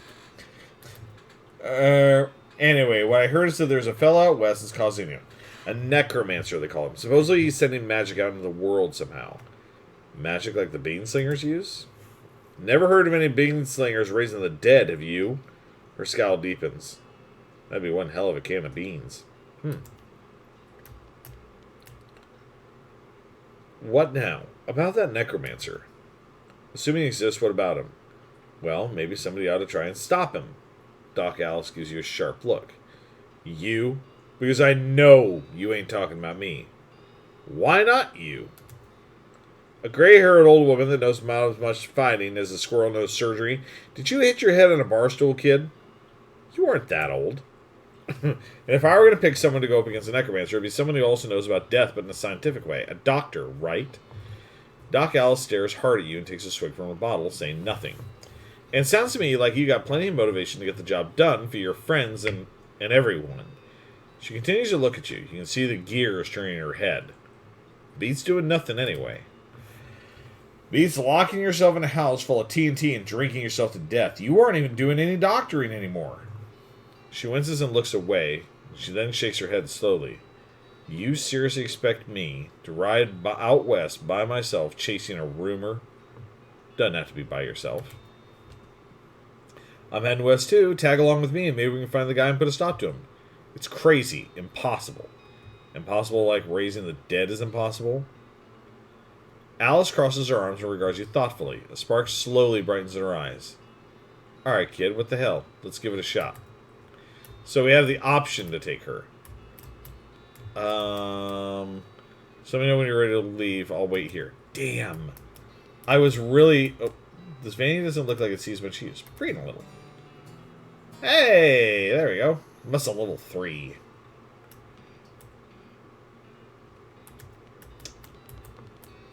The stove is spotless. Either she's really compulsive about cleaning or she never cooks. Not when you're on the brown bottle diet. Okay, so... that should be everything? What? They don't have enough meat left to bother with it. It looks like they're playing for spiders now. Oh no. You already have a hat. What would you do with 2?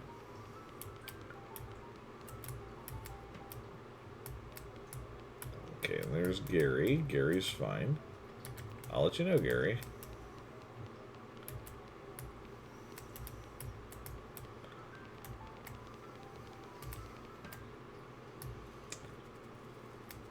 Okay.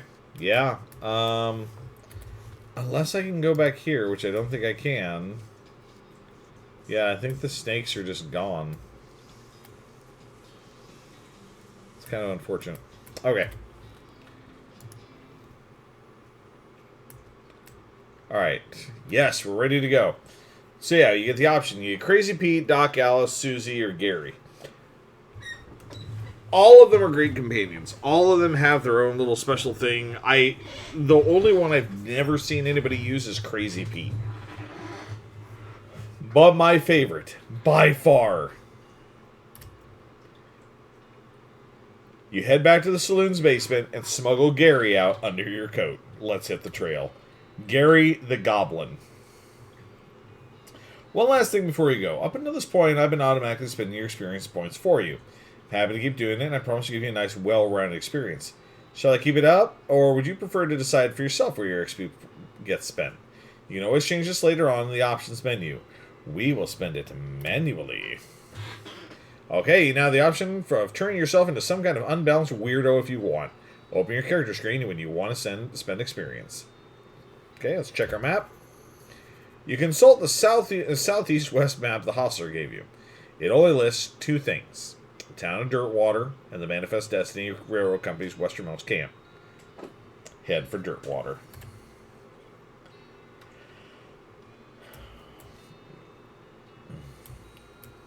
Talk to your partner. Hey there, Gary. Wanting more goblins meeting? Gary is hearing about goblins in an old fort nearby. You discovered a new map location, Fort Cowardice. Okay. So, Gary and the others, they're really useful. Basically what they do is, if you're just, like, unsure of what to do, or you're just like, man, what are all, like, my little quests and things? And because you get a lot of, like, different people asking you to do a whole bunch of different crap in this game. That's what Gary's there for. He reminds you about all this. And not only him, but the others would remind you as well. Gary has an extra bonus, though, to him that's super cool. And all of them have, again, their own special bonus. But Gary's is awesome. Gary will let you talk to goblins.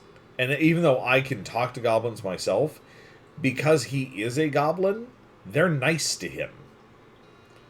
And so you can get certain dialogue choices that you would not normally be able to get. Also, he's just flat out funny.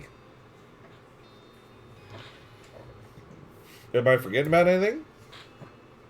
Gary says you should see the bartender about renting that room in Dirtwater. It'd be nice to have a base of operations. Thanks for the reminder. So yeah, he'll literally just tell you where to go. Spittoon. This is a spittoon, which is sort of brass bucket that people spit into instead of spitting on the floor. Because not spitting at all is not an option in this society, I guess. I say this despite knowing that you're pretty intimately familiar with spittoons already. Sicko. Inspect it. Look, the Jewel Saloon is pretty nice as saloons go.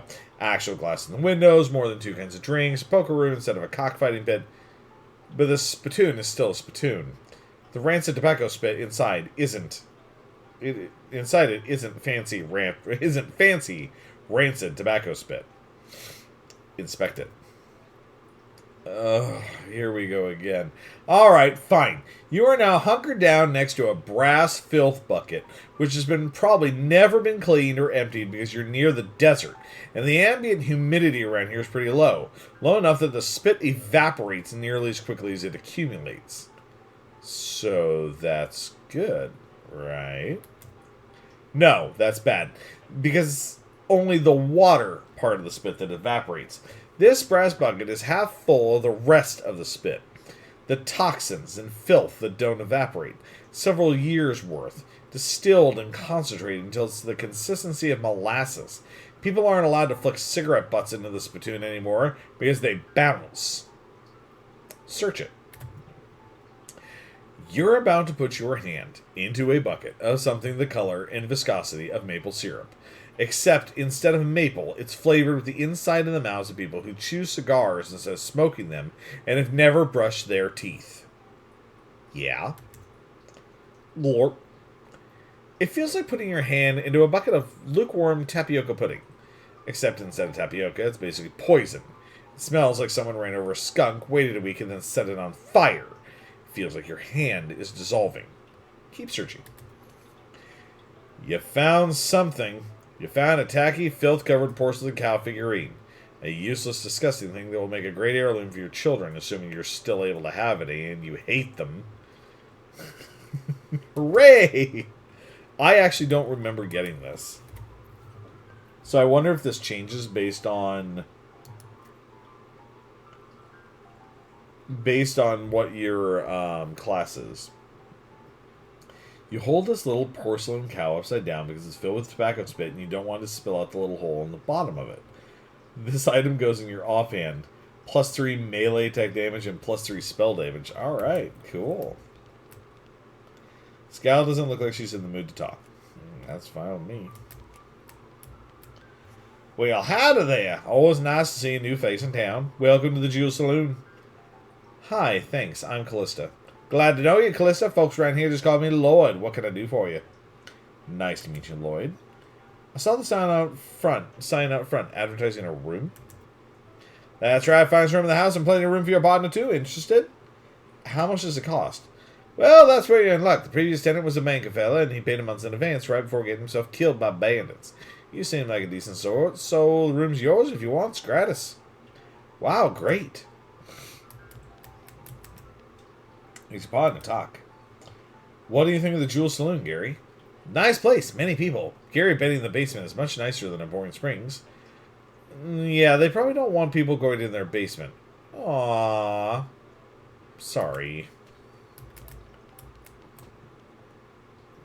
Your room in the Jewel Saloon. Hi, hello. Okay. What do you think we should do next?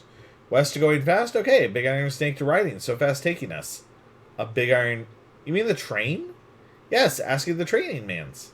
Okie dokie. Look at the mirror. Look at yourself in the mirror. Insult yourself. You call yourself a goblin-loving, blue-booted jerk. You gain an effect. Angry. I'm trying to remember what angry actually does.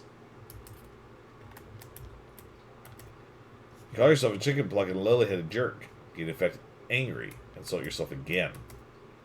Better not insult yourself anymore. You get angry and you're liable to pass out. Oh, that's right. I remember what it does. If I recall correctly, angry is actually a debuff that you get. It makes you a little bit stronger, if I remember right. But it's basically if you get too angry and then you fall in combat, it brings you back here and it pushes you to the next day, I think. There's a postcard on this little table. Take it. You got a blank postcard. Okay. This is Gary's bed. This is your partner. It's your bed. Oh, you can just go directly outside? I didn't know that. Huh. And there's my horse. Cookie whinnies as you approach. Home is Maine. He makes a sort of glark noise. Saddle up. Nope, we're gonna go... We could go to all these different places. The map in this game is actually reasonably okay-ish large. But no, we're going to go right back to Dirtwater. Hello? Anyways, the coach here, we could get on, but this is for the extra DLC for the game. We will not be doing this right now. We'll do it later.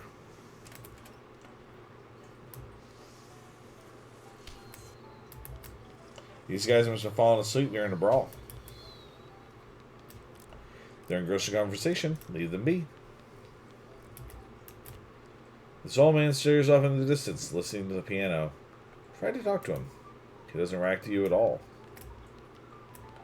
These guys are having a spirited discussion about guns and which of theirs is nicer. The piano player is not very good at his job. Slop, 5 meat. Okay. Hey, how come they're allowed to drink without hats on? Sign says, see bartender for darts. Oh. Hey, what are you doing here? Employees only, bud. Oh, sorry, I was just, looking around. So you're the nosy type, eh?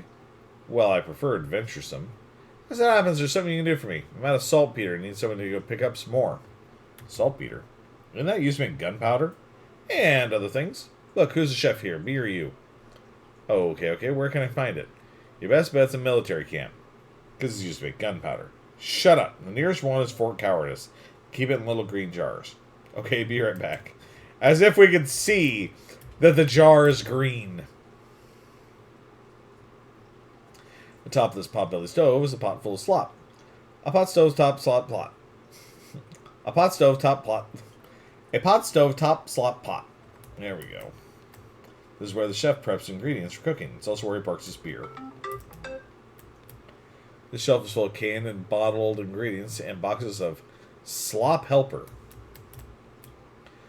This lady's too busy washing dishes to pay attention.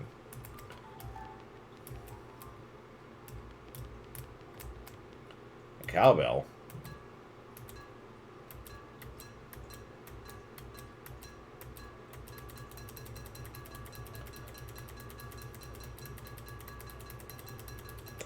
I have no idea what this is supposed to do.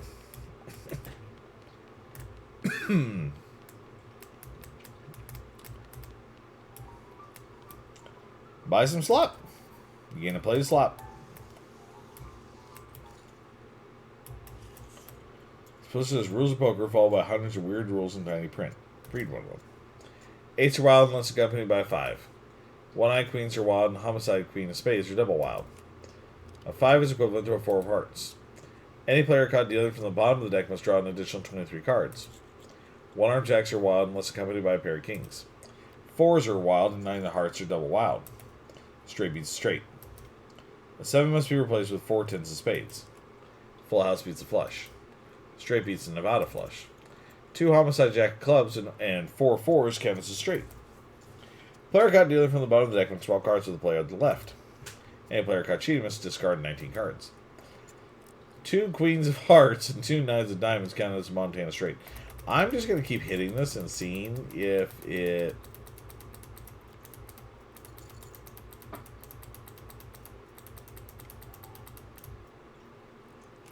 does anything.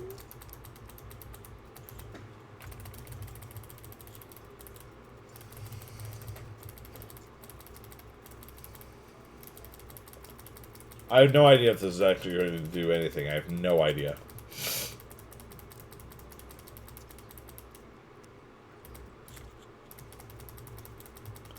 I think it legitimately just might be randomized. I don't think there's a way to actually read all the rules, I suppose. I wouldn't think that they just have infinite rules, though. You would think there'd be, like, I don't know, a perk or something.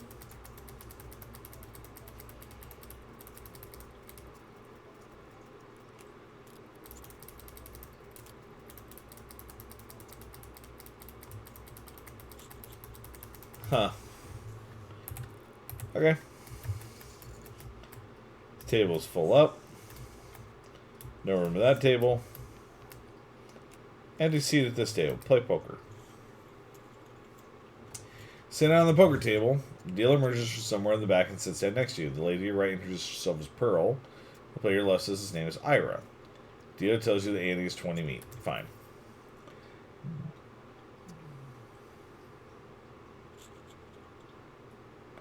Dealer gets a deck of shuffle and then deals. A hand of cards slides across the table to you. Pretty decent hands. 2 4s of spades, 4 aces. This first round, the pot is 60 meat, and you estimate your chance of winning around 30%.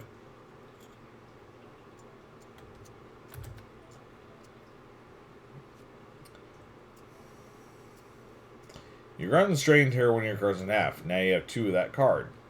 Plus 20% win chance. So the second round of betting, the pot is 60 meat, and you estimate your chance of winning to be around 50%. Grit your teeth and raise. Okay, continue the game. So the last round of betting, time to do or die. The pot is 120 meat, you estimate your chance of winning to be around 50%. Well, glamorously strategize, I guess. You wing a pearl and she gets all flustered. Plus 20% win chance. Reveal your cards. I lost. Yeah, it's fine. It was worth trying. Okay. Nothing else really in here. Dirtwater Mercantile. Hello there. Welcome to Dirtwater Mercantile. Oh, Jesus. Advanced cow punching? Oh!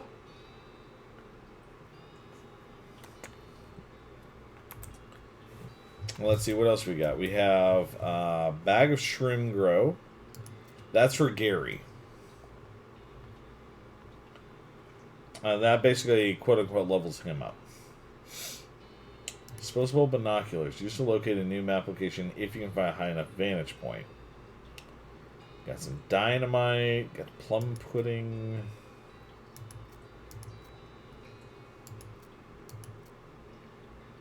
Oh, wait a minute. Don't we have stuff to sell? Yeah, we do. There should be some stuff to sell.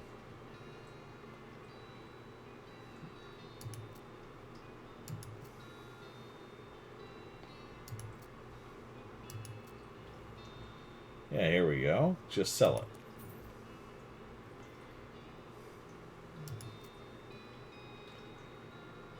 I don't know if I need to keep some stuff. This is the only thing that I'm like really certain. Just sell the fungicide. Because I have Gary with me.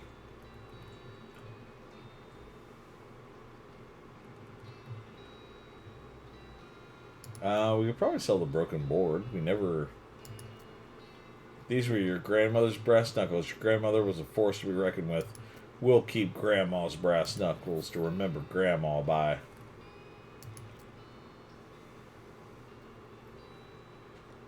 This was in the ground for a very long time, then in somebody's mouth for a very short time, announcing your backpack. Fair. Alright. We have 800. Let's do the advanced cow punching. This is a single volume from Sprawling Encyclopedia, Cow Punching Knowledge. Read this to learn a new cow punching skill. Read. There's an essay about how to do a particular kind of sit-ups that make your abs really thick. It gives brawny, a perk which increases your maximum hit points. There's a chapter about rubbing your skin with sandpaper in order to thicken it. It gives thick skin, a skill that increases your armor, protecting against melee attacks. There's a really interesting article about punching people so hard they stop moving. It gives Haymaker, a combat skill that deals damage and briefly stuns the enemy. I want Haymaker. You read the advanced punching techniques and practice for a while by punching a cactus. You got a skill, Haymaker. Unfortunately, by the time you're done practicing, you splatter the book with cactus juice, ruining it. That's okay. We can get more books later. Dirtwater. Oh, hello. This little girl is selling flowers. Buy some.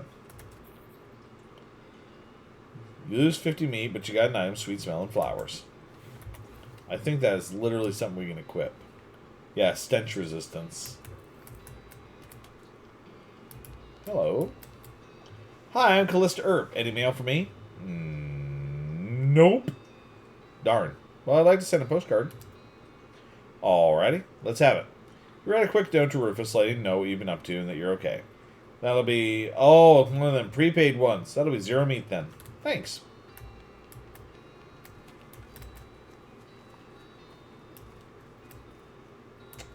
Okay. The clerk here clears your throat. Howdy, are you the sheriff here? No, we don't currently have a sheriff. Offer to be sheriff? I can be the sheriff. Do you have any law enforcement experience? Not really.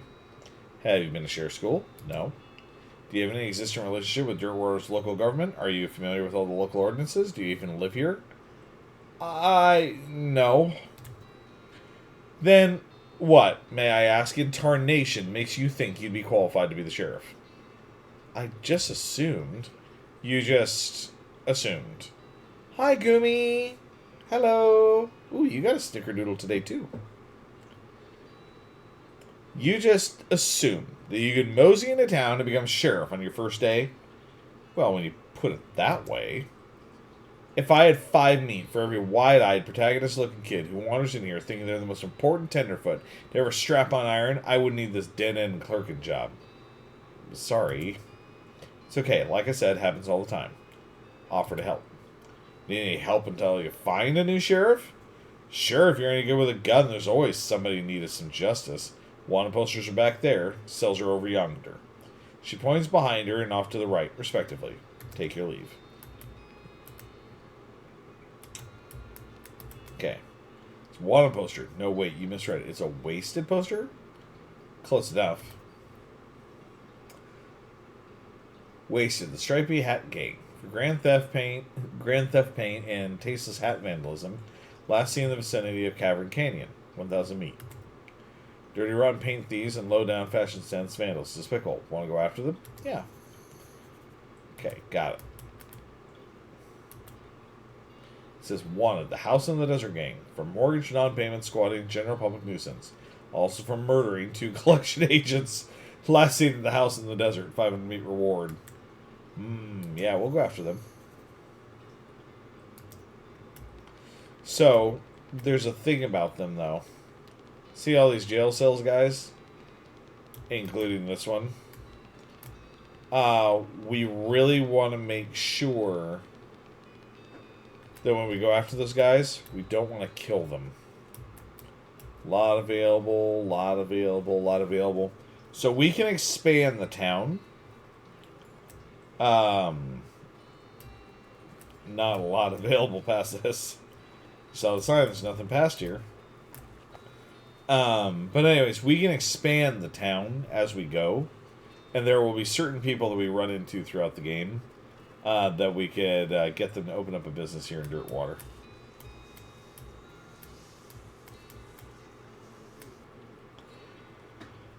Okay.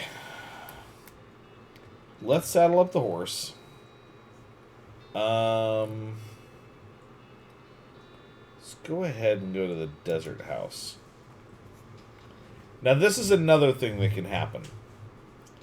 Is, as you're going from place to place, random encounters will happen.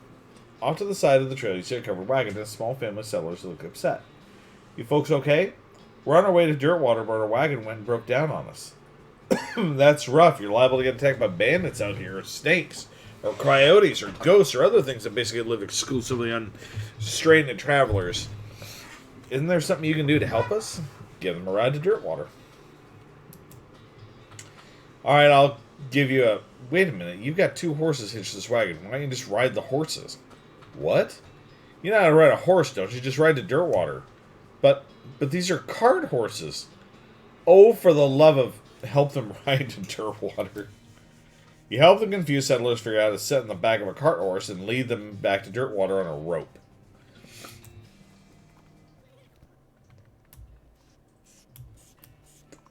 I don't think there's anything in particular that's changed.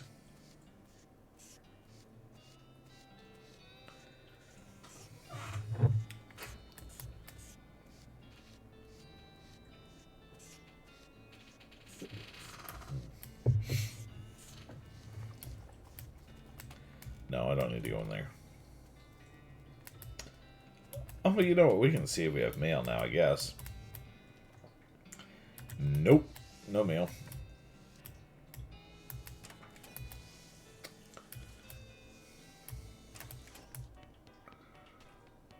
Yeah, I'm pretty confident there's nobody in here now. So you literally would just let them back for some experience. Saddle up. Let's go to the desert house.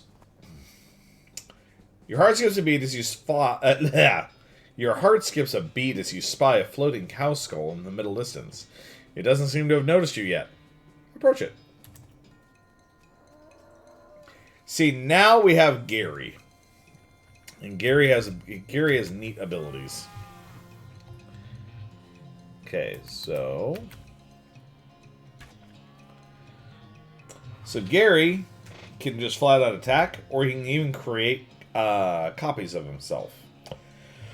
And he can just create them, and you basically get like a wall of units in front of you, which is kind of nice. But we're just gonna smack. Goblin Foo. You crushed that cow skull to powder, but not before you extracted the useful bits of it. More experience, got an item, and got another item. As you dismount and approach the house where the bandits are holed up, you hear a voice from the inside say, "What was that?" Looks like you're going to have to be sneaky if you want to avoid a full-on fracas. Sneaky is my middle name. Wait, really? Yes, Sneaky is my middle name. Okay, if you say so.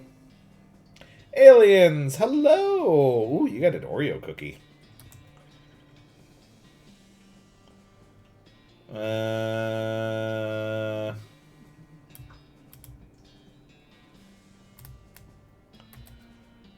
Oh, being careful. Quiet house, angry dog. Gary hoping you are sneaking.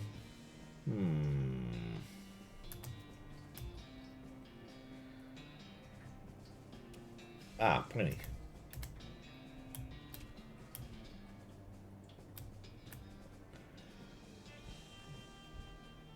From the sound of it, you say this doghouse contains an angry dog. Weigh your options. You're not going to be able to get past it without alerting the gang inside the house. Back off for now. Okay, so we can't actually do anything here yet. I think I need a bone for the dog or something.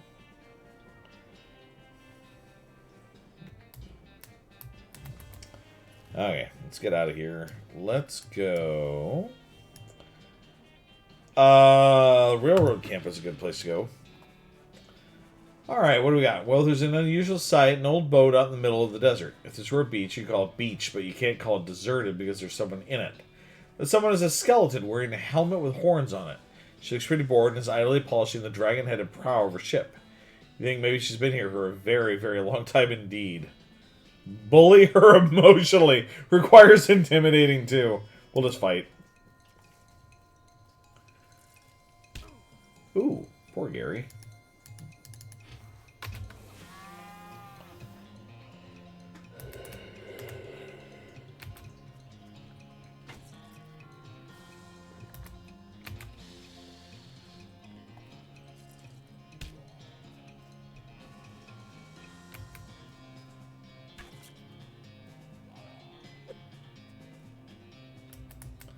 I don't know if he can make... Yeah, he can't make multiple ones yet.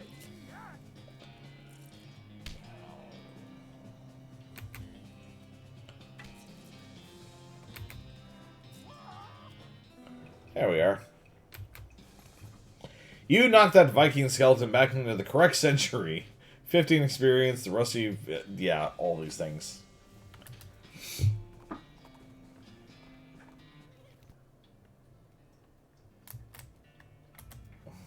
Wow, wow, wow, the iron snake much bigger when close up looking. And hearing the people inside, it has eaten them. It's not a snake, it's a train. Those are passengers inside. Are you actually unclear on how this works? Ha ha ha! No, Gary is fooling with you. Knowing a train is not eating people, big machine with wheels having. Okay, cool. And many loud screaming. Keep running into the cactuses.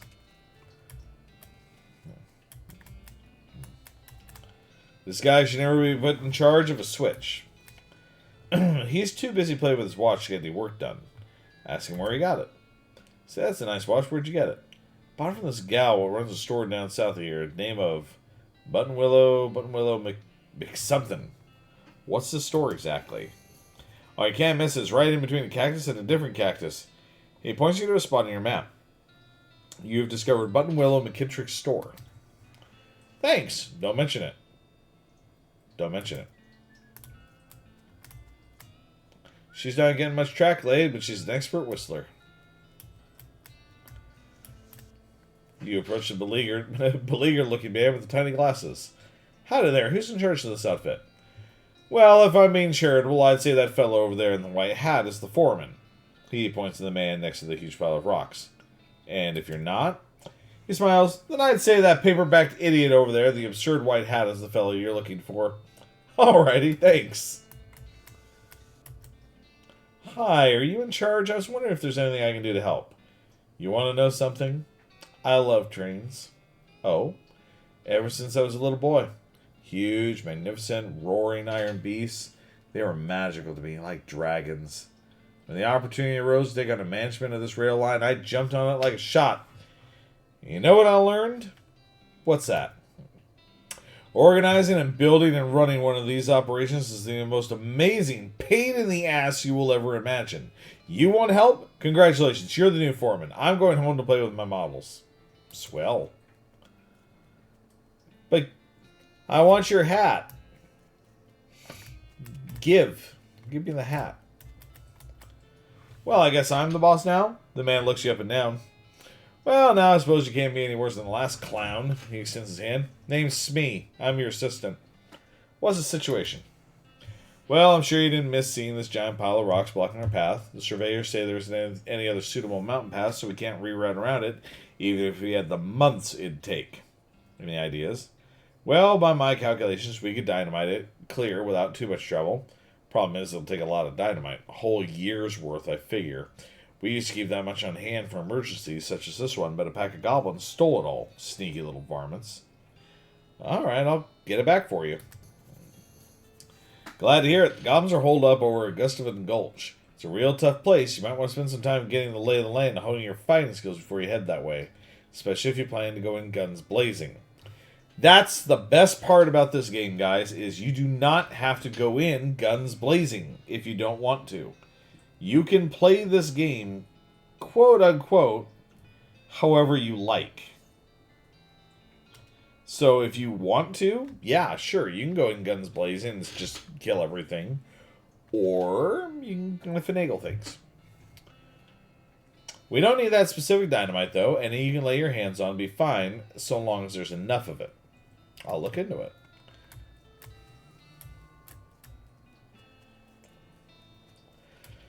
So basically, this game is broken up.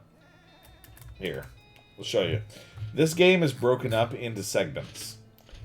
So this first railroad that we go to here, this is the first, like, this mountain pass shows us the first segment. So there's a whole bunch of places we can go to from top to bottom over here.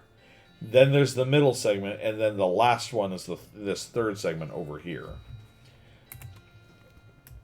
And so as you unlock certain stuff, like, you know, once we find the dynamite, we'll unlock the next area. Alright, let's go to Fort Cowardice. As you're riding along, you see some braided fuses sticking out of a nearby rock. Investigating more closely, you see that somebody drilled a hole in the rock and inserted a bunch of dynamite, but apparently lost interest and wandered away without setting it off. Maybe they were just out of matches. Take the dynamite. Their lack of follow-through is your gain. You got an item. Dynamite 3. Oh, look. Cactus beer. Alright. You can squeeze a mug's worth out of the flowers. This fort is very quiet beaten. I thought goblins here. It does sound abandoned. Might as well have a look, though. Just like the old saying goes, when life gives you cannons, make a cannonade.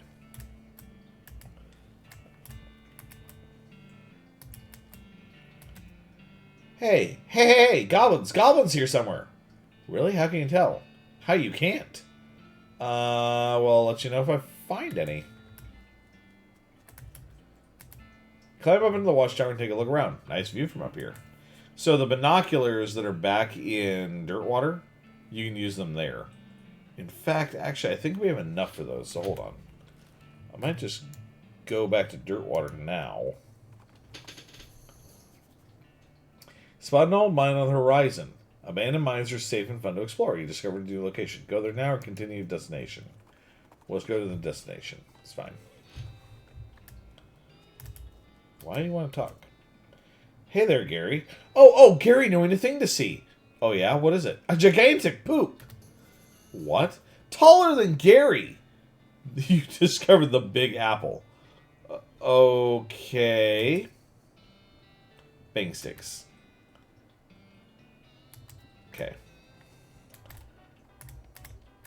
I believe that is actually a thing, by the way, that I believe, like, apples or something like that is what you call horse crap, if I remember right. I can't remember.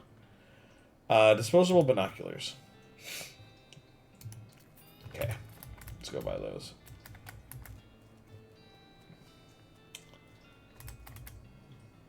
Alright, saddle up. Let's go back to Fort Cowardice. And run into something along the way.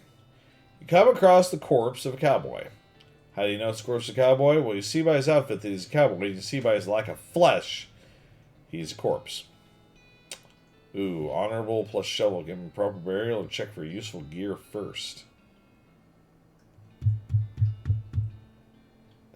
Give him the proper burial. Yeah. I could have seen if he had useful gear, but I guess not. Use your binoculars. You discover Snake Spring. You climb down from the watchtower and pitch the binoculars in a nearby trash can. Alright. Unusually sized cannonball. Take it. You got a demi-culverian cannonball.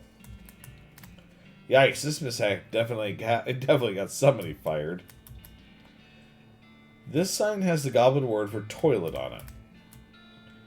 The sign that says toilet in Goblin, which makes it seem pretty likely the goblins use this tent as a toilet.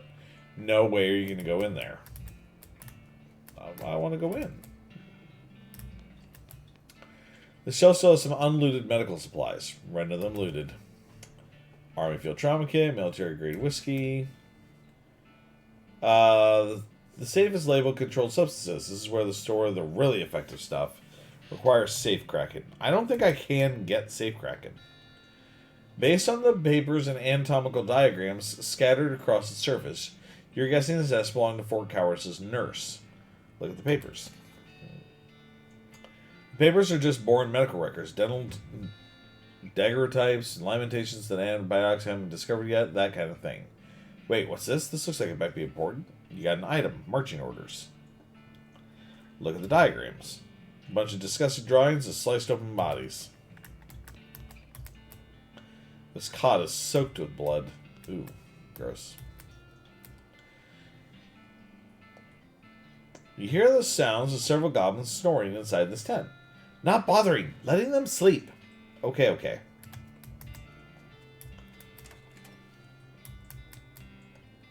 Blah. Stove is beyond cleaning. Okay. Looks like there's still some good mess left. Take it. Grade whiskey and hardtack. Ooh. It's a spice rack. Yeah! Saltpeter.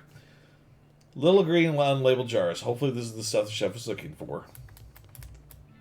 This cupboard is bare, and it's not really a cupboard. What was that? In general, this is a door. More specifically, it's the door to the general's office. Even more specifically, it's the locked door to the general's office. This was once a reception desk, but now the most appropriate thing for it to receive would be a free trip to the dump. This cabinet is mostly empty, but there are a handful of boring personnel records in that back of one drawer. Examine them. They're incredibly boring. No, really, I want details.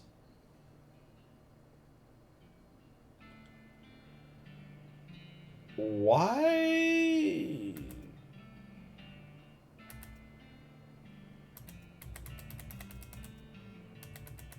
Okay, so sooner or later I might need these. Okay.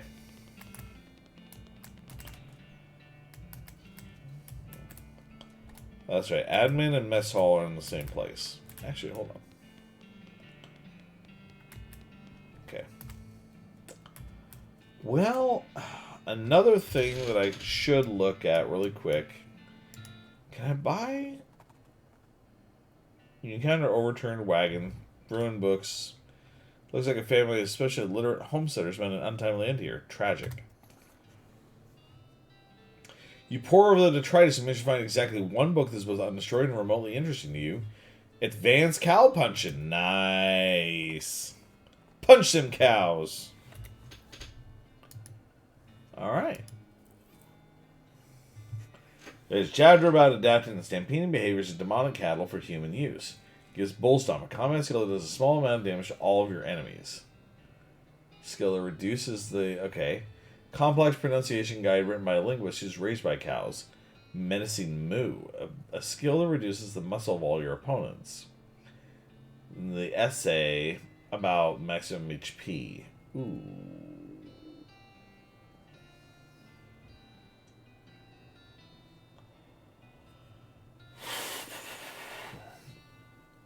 The thing about reducing the muscle is there's a lot of enemies that do not require muscle to attack you. So I'm kind of like,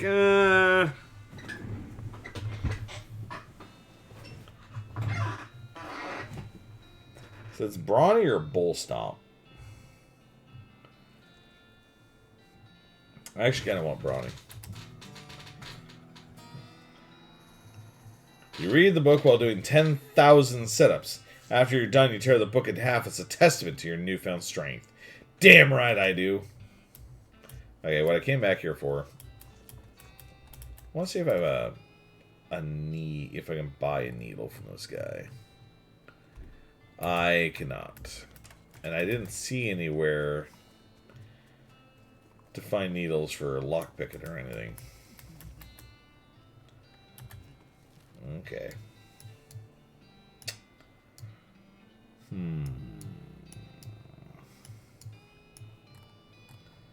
Why did he want to go to the Big Apple?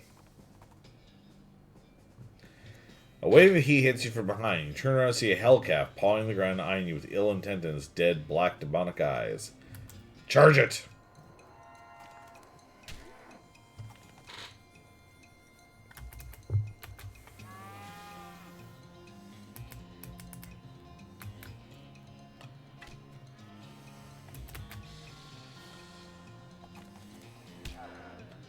Oh, poor Gary.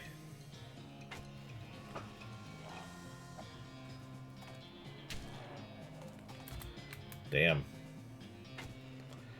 This one's strong heifer.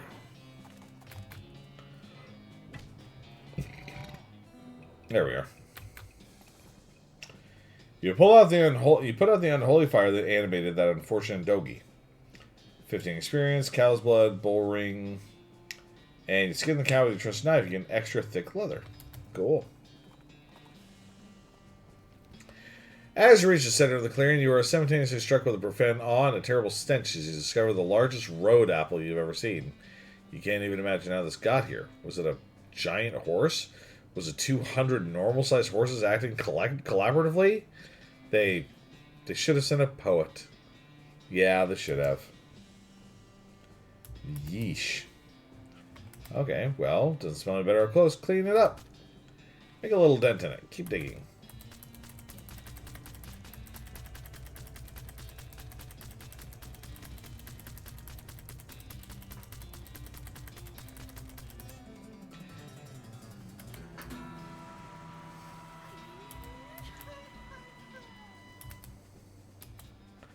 You are very digging. Is this enjoyment for humans? Well... Oh, it's no longer the Big Apple now. I don't want to go to the Gulch yet. The store, though, I guess. You see a streak of fire blast across the sky and land just over the horizon. You ride to the side of the impact to find a meteor. Pick up the loose pieces. 628 meat. Oh, alright. Oh, how convenient. We're going to a store.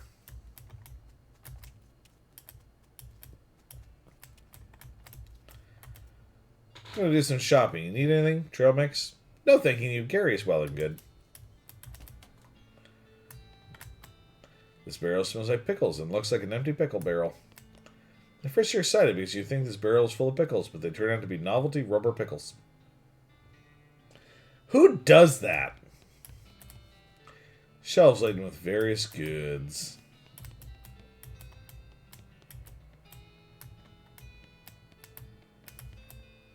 The woman behind the counter stares at you with a huge grin on her face. She gestures at the goods she's got for sale. Take a look. Tara, thank you so much for his rating. Hello, everyone. Hi, Drag.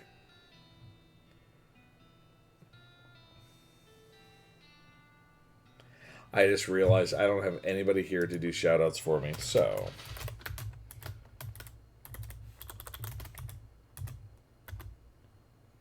I will do it myself this time.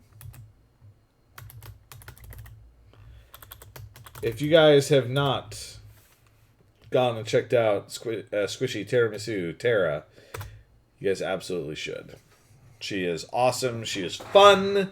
She likes to scream a lot. She is fantastic. And hopefully this weekend, maybe next weekend, we will be playing some more of Just Die Already again.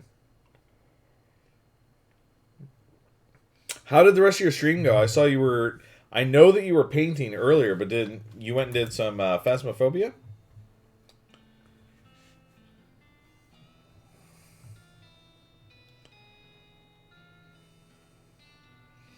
I had a like second or two crash in general, so... Pardon? Your stream crashed? Is that what you're saying? Okay, what does this lady have? Oh, she has stuff. I saw that was a sign from the ghost. Go the fuck to sleep. Fair. Oh, hello. It's not for sewing, it's for picking locks. Okay, we'll buy one of those. Okay, we don't have enough for the pickaxe. Mind your meat. Both stream and game. Oh, shit. And yeah, we'll touch base. Yes, absolutely. Like, once you know what your schedule looks like, just let me know. We'll get something figured out. Oh, God, I could go with more advanced cow punching, or I could get a bag of shroom grow. I think I will actually get this for Gary.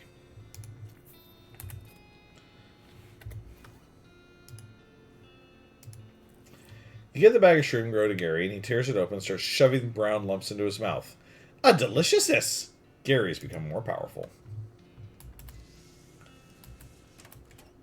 Okay, so next, let's go back here. Thank you, Tara, for redeeming your daily cookie. You got the gingerbread cookie. And I will hydrate. Thank you very much. I'm actually having lavender sleepy tea right now. So that by the time I end the stream, hopefully I'll be hazy enough I'll just want to go to bed. You spot a cemetery on the horizon. The lettering over the gate says the Daveyard, which seems oddly specific. Posture check. Posture is good. Stretching, though. Yep, gotta stretch. And mind your meat. Yes. Gotta mind my meat. Continue to my destination. Never forget that. I'll mind my meat. See, pick the lock requires lockpicking. I don't think I will ever get lockpicking. Which means maybe his key is around somewhere. Okay, that's fine. That's fine. We already did that one. We did the store. We could go to the Daveyard.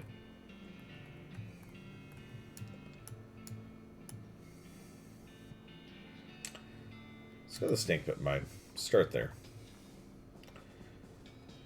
Okay, floating skull again.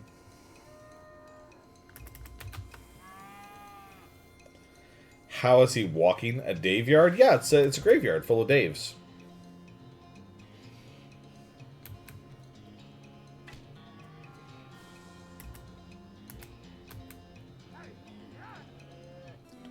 Uh-huh. It's just the kind of game that it is, Tara. It's an exposed meat vein, but I don't have a pickaxe, sadly. You look at the mining equipment, you have no idea what any of it does. Ask Gary to explain it to you. Hey, do you know how any of this stuff works? Oh!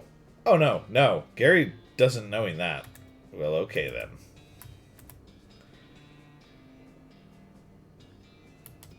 Hey, Gary. What? I just want to tell you about this mining stuff. Okay.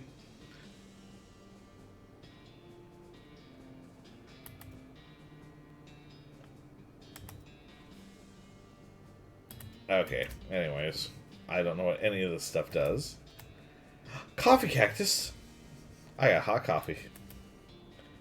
If your name is Dave and you're in stream, be careful, and I guess also mind your meat. Good night. Have a good night, Tara. Thank you for dropping in, and thanks for dropping your community off with me.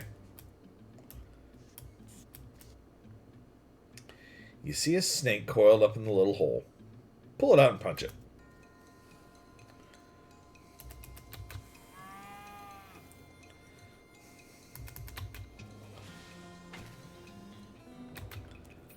Alright. I can jump? Huh. There's a smoking snake in this hole. Shouldn't smoke. It's bad for its health.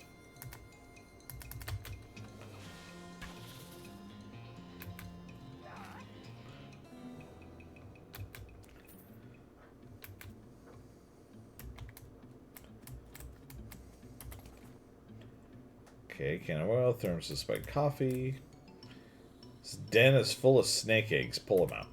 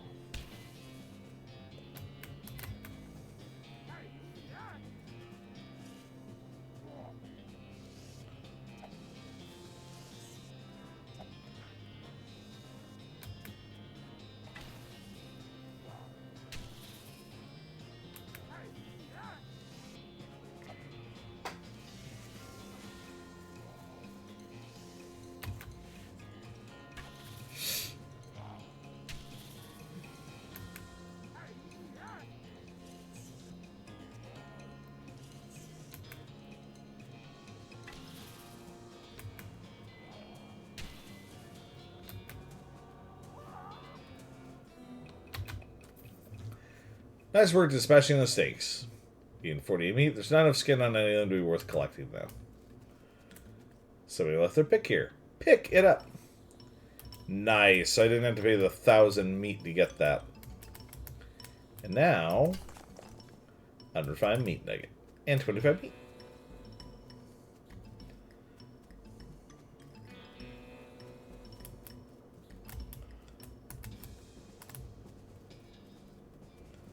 Again, I don't know what any of this stuff is for. There we go.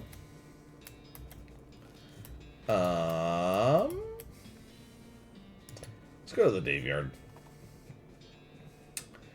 At the side of the trail, you see a small hell cow, a hell calf, really. Store inside a patch of brush, lighting on fire, and then starts grazing. Well, we're gonna fight it, of course.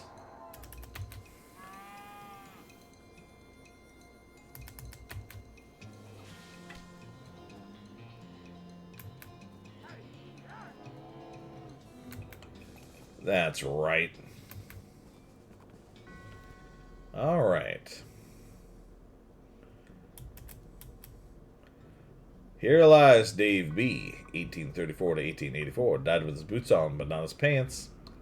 Dig up the grave. You dig up the grave, just check the veracity of the epitaph. Sure enough, boots but no pants. Got an item, brown boots. And we actually got to take them. +1 max AP. Nice. These remains look pretty restless. Put them down for good.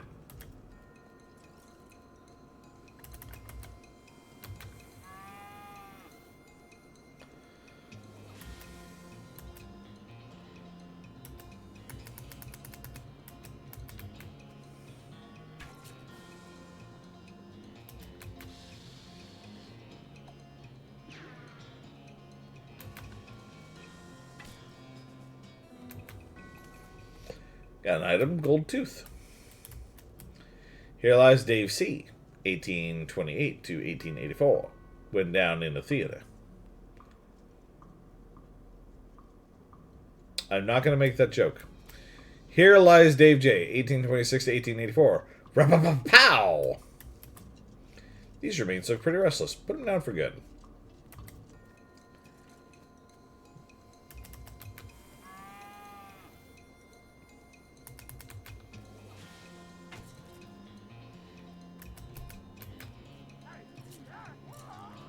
There we go.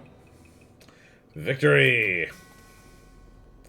Yeah, I forgot. When you level up Gary, he attacks twice instead of once now. Here lies Dave L., 1790 to 1851. Died of a heart attack. See you in negative 36 years. Huh. Looks like the gravedigger left his lunchbox here. Oh boy, free lunch. Vienna blood sausages and a thermos of spiked coffee. And they said there was no such thing. Here lies Dave G., 1847 to 1884. He was looking to the sky to save him, but even the sky can't save a feller from like 40 angry bears. I have not played this game in so long. I don't remember most of the jokes. Like I remember generally how the game itself goes. I do not remember all the just like weird-ass stuff that they threw into it. I have that song stuck in my head now. What song? The one that goes, looking for the sky to save me. No? I have no idea what song you're talking about. That was my wife, everybody. She says hello. Alright. Beat the dickens out of them. Let's go.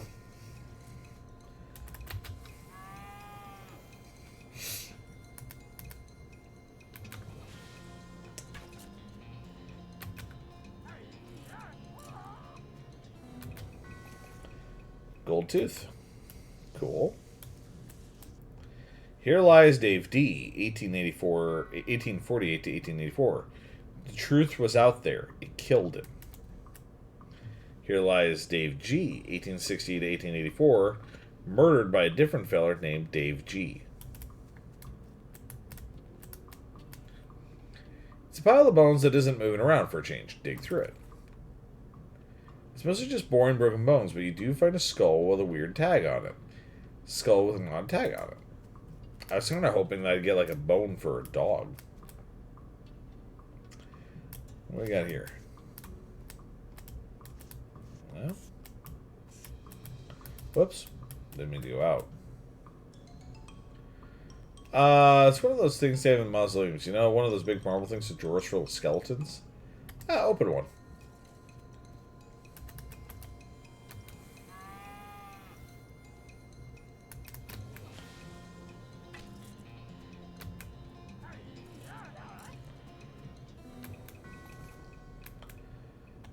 I mean, we can try finding a group of them.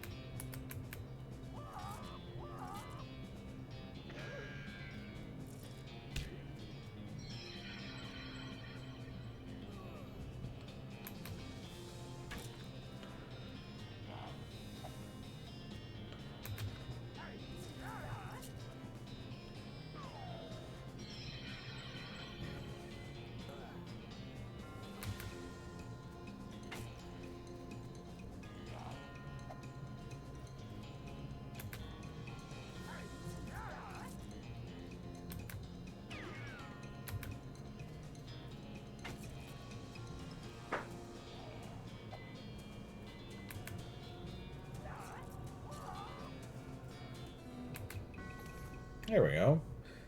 Alright, you got an item. Skeleton bones, skull chips. Cool. You know, I should look. I should have... How much experience do I have? 250? Oh, look. Look at all this stuff I could upgrade, guys. I got a lot of stuff I can upgrade. Okay, so... Here we go. Actually, is that... Hold on. Okay, so muscle. Measure how beefy you are. Affects how much damage you do when you hit stuff and how much damage you take when you get hit. Okay, mysticality affects the amount of damage you do with spells and the amount of damage you take from spells. And elemental attacks from bad guys. Okay. Moxie affects how much damage you do when shooting and how much damage you take when getting shot. Okay, grit. The extent of which you are truly gritty, the higher it is, the tougher you'll be. So basically your armor. Gumption. The level of get up and get done, the higher it is, the quicker you are. So speed. And glamour. Oh, actually, it even tells you. Hold on. Okay, so when you level up your grit, more HP, stomach capacity, and pain tolerance. Gumption increases your speed, your maximum AP, and your spleen capacity. Glamour is your meat gains, your item finding bonus. Ooh, item finding bonus too.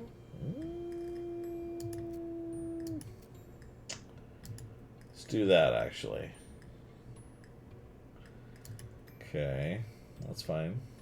Let's go ahead and increase some muscle here too. Increase some grit. What's this? Tough customer. More melee attack damage, intimidating. Oh, that's right. Intimidating is a good one for us to get to. I now have 140. Foraging. Forge high quality goods from cacti. More melee attack damage. I have 110 experience left.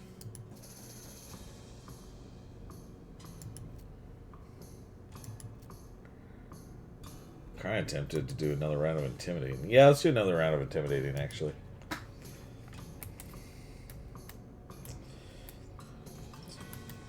Let's fight a whole bunch again.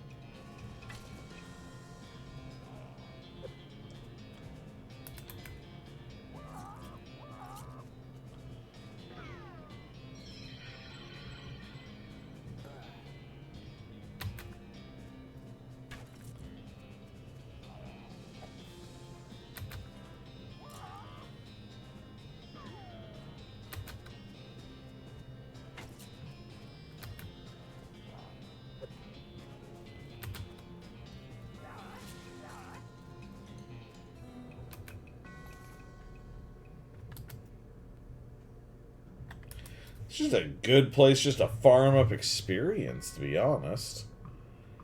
Like, if I really just wanted to sit here for a minute and just gain experience over and over, I could.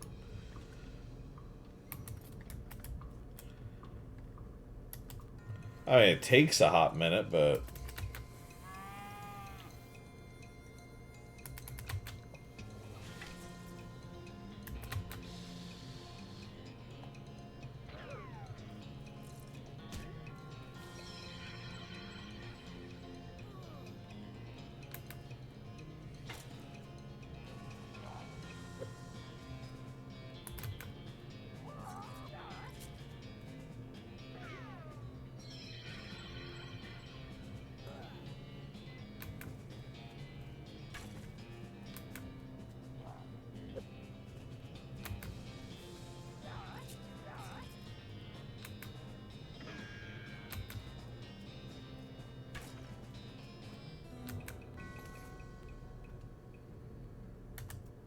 Okay. What else we got going on here? Some kind of ritual circle drawn on the ground in red chalk. It's a big stone sarcophagus. This is a pile of mostly burned rags that maybe used to be a person. You dig through the rags and find a few things that look like they're worth keeping. Gore splattered scroll, human ashes, some kind of receipt here. You got a robe receipt.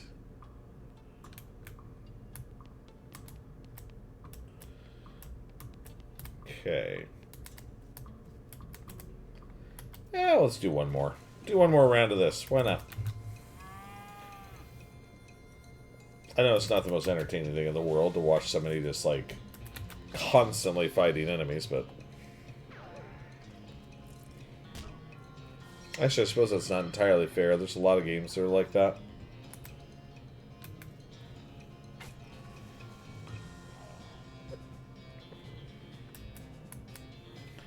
Can I change which enemy he's attacking? Yeah, I can, apparently.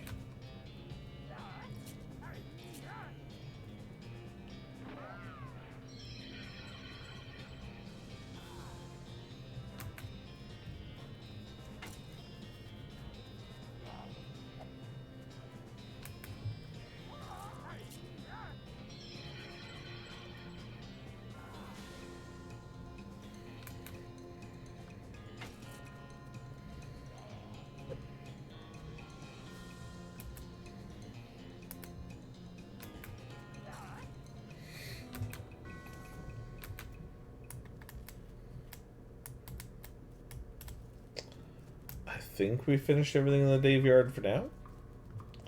I want to say there's a reason we had to come back to the Dave Yard at some point. I just don't remember exactly what it was. Cameron Canyon, why not? Let's see here. You hear a rustling sound traced to a small gulch nearby. Peeking over the edge, you see a goblin rustling around in the brush. Presumably it's a gulch goblin rustler. Always can assume that it referred to a different sort of rustling, though. It looks up at you and makes some angry sounding goblin noises. It's saying, "Human! Hey, what? Down here looking? Stopping it!" So I can jump down and fight it, have Gary talk to it, surrender, or I can frighten it. We're going to have Gary talk to it. Can you talk to it, maybe get it to help us out? Gary will try. Gary shouts some garbled sounding goblin talk that you can't follow at all, except for the words human and disconcertingly, lunch. The goblin shrugs and rustles around in the bushes somewhere, and it tosses a small wax paper package up to Gary. It turns out to be a sandwich of some kind. Thank them. You shout thanks down to it in Goblin. At least that was your intention. The Goblin doesn't seem offended, so presumably you pronounce it more or less right. Got a Goblin sandwich.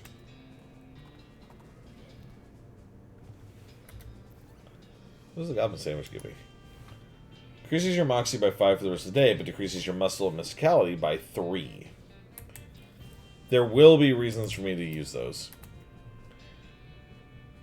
Hey, what does this sign say? That one, it says, Danger Spider. Danger Spider? Okay, good luck to you. Gary to be staying here for horses watching. I'm suddenly reminded of Gumi. I wonder why. Weapons? You dig through the crate. It's mostly full of package straw, but you find a pretty fancy knife at the bottom. You hear a sudden chittering coming from the big hole behind you.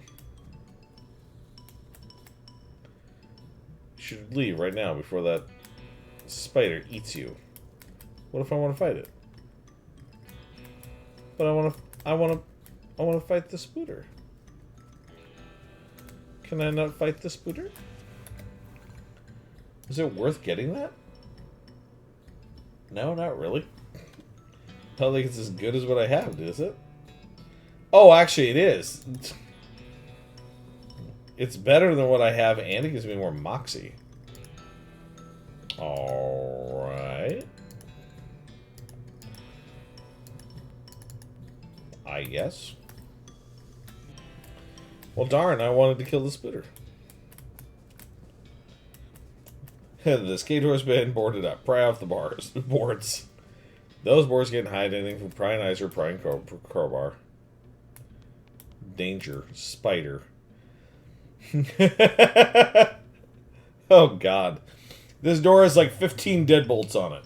The note tacked to it says, please don't open this door unless you want to get eaten by a giant spider. Even then, don't open it, because the rest of us don't want to get eaten by a spider. It isn't even science, so you can hardly be expected to take it seriously. Open the door. The tunnel behind this opening goes straight up. There's no way to get through it unless you're a huge spider.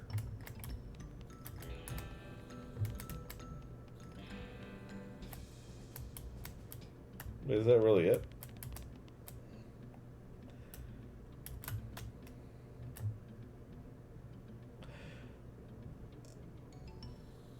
Oh,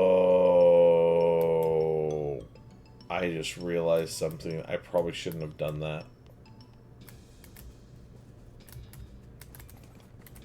think those guys are going to be...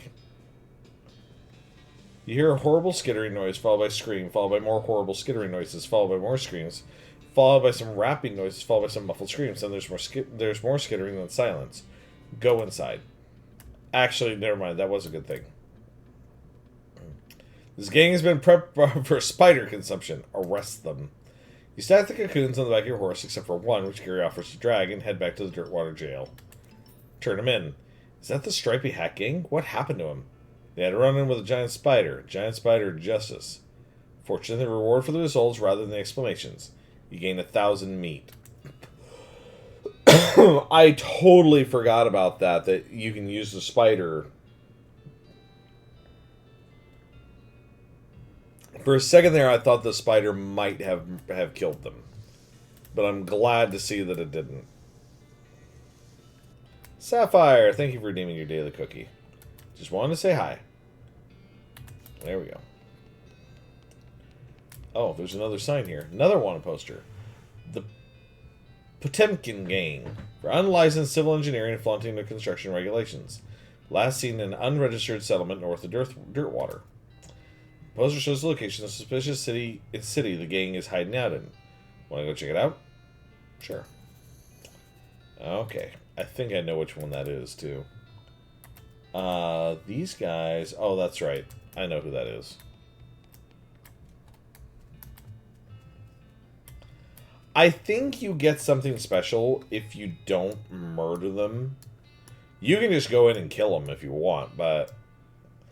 I want to say there's something special that you get for not killing all of them. You hear a groaning noise a short distance away and investigate. Cowpoke is sitting against a rock with his leg bent in a way that seems incorrect. What happened? Dang horse threw a rod and it fell off. Think I busted one of my dancing arms.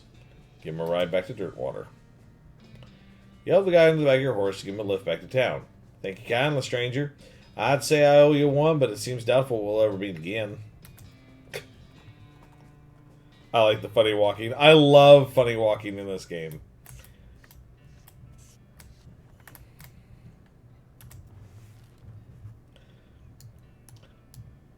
Once I get done with this game too, I will play Shadows over Loathing at some point. I saw the smaller ruins of a range on the horizon. Ominous.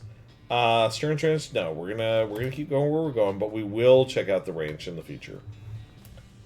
Okay, so no way you're going back in there. We did this. Okay, the gang was already in there, that's fine.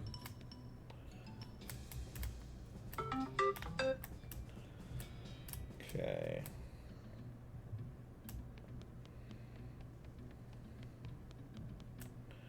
Danger Kitchen. Oh, this guy. This poor chef is chained to the wall. His eyes widen as you approach. Hey, you're not one of them. Are you here to rescue me? Sure. Well, thank goodness. He thrusts his hand in the ears and shakes vigorously. I'm Doug. Callista, how do you do, Doug? Well, I've been chained up to this dang cave for weeks cooking for those stripy-headed idiots. That sounds awful. You want to know the worst part? There's a perfectly good oven 8 feet to my right and a shelf of perfectly good ingredients 8 feet to my left. Well, how's that the worst part? The chain is only 4 feet long. Oh, that's rough. I know, right? There I was, fresh out of culinary school with a million meat idea in my head, and now here I am, 4 feet shy of my dreams, cooking the same pot of soup over and over again. What million meat idea? You promise not to steal my idea, right? Yeah, I promise. Okay then, it's a new kind of sandwich. Maybe it's a taco. It's so revolutionary that I'm not quite sure where it fits in the whole hand food taxonomy, to be honest. Anyway, in the middle of it, there's a sausage. But it's sausage made from the cheapest possible parts of a pig, ground up so finely that you can't identify them anymore. Okay. Whoever made this game put love and laughter into it? Absolutely. Thank you for the hydrate, Gumi.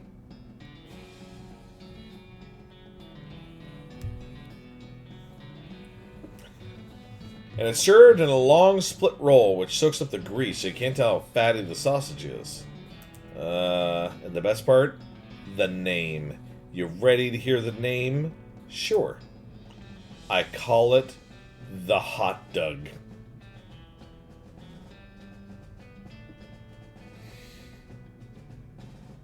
I'm not gonna laugh at that one.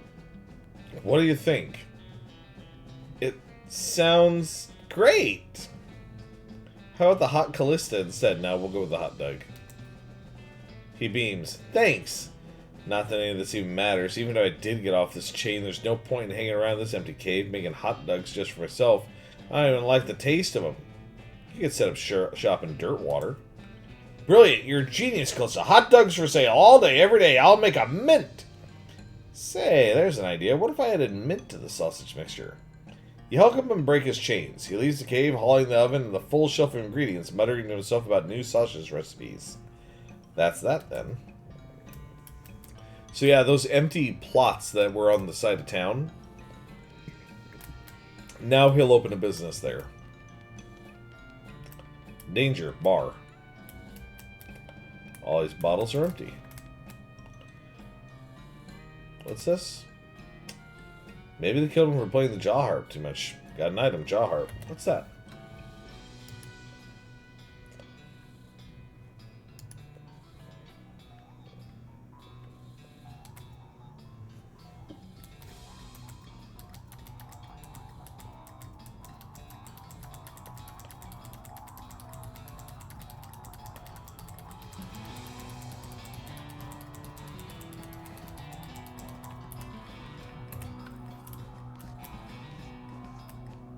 Few full bottles left on the shelf. Cool, got some stuff to drink. Okay.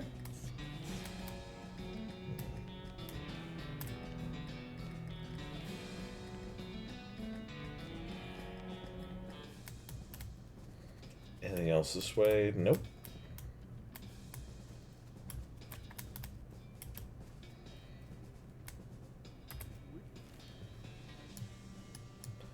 So I don't want to head to the ranch yet. We'll head to Snake Spring.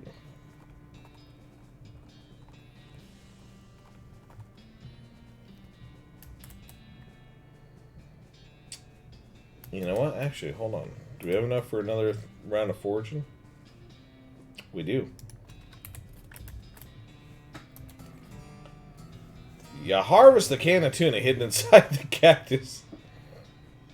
You got a perk green thumbed. What's that? What does green thumb do for me? Gain experience from foraging. Hell yes.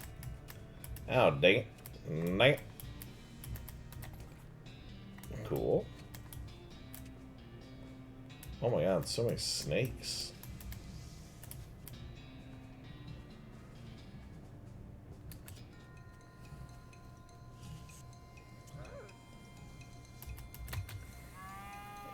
Oh, I get it. So it's like the equivalent of that place where you could fight all of the,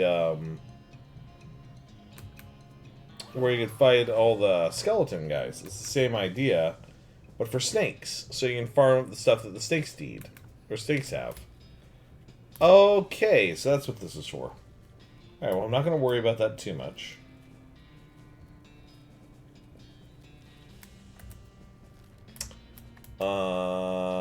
We're not going to go after that gang yet. We're actually going to go down...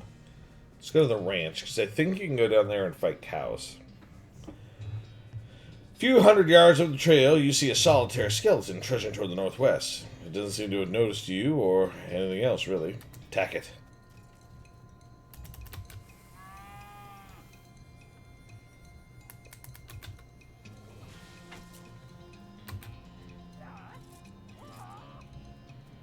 Well, he lived.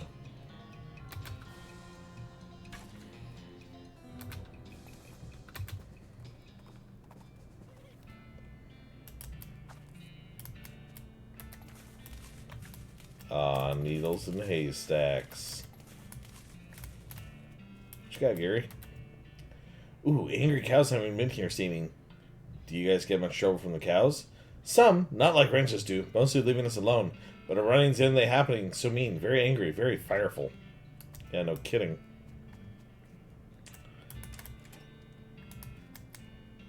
Okay, I don't know how to save Kraken. Food on the shelf. It's a weird cow-shaped stain on the wall.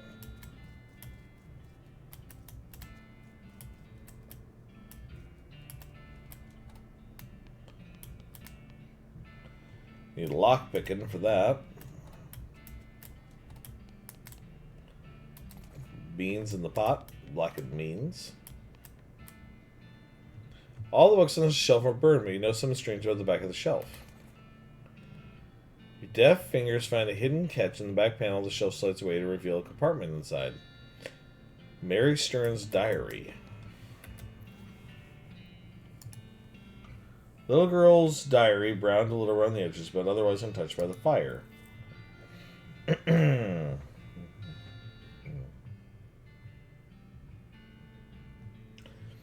The first page says in a little girl's handwriting, "This is the diary of Mary Stearns." The AI and diary are crossed out and IA written above them. The diary starts out as a typical kid stuff. You flip ahead until you notice the writing's getting shakier. Found a dolly under a cactus out back, and she told me her name was Grace. Mama and Papa don't believe me that she talks. They say I got a big imagination. Grace says the cows are going to get us, but Papa says we'll be okay, because this weren't never a cow ranch. Grace says he's wrong, but Papa won't believe me. Grace says she can keep the cows away, but I had to play tea party with her. Keep reading. I don't like this kind of tea party, but Grace says it's important to keep the cows away. Mom was sad they couldn't find Effie.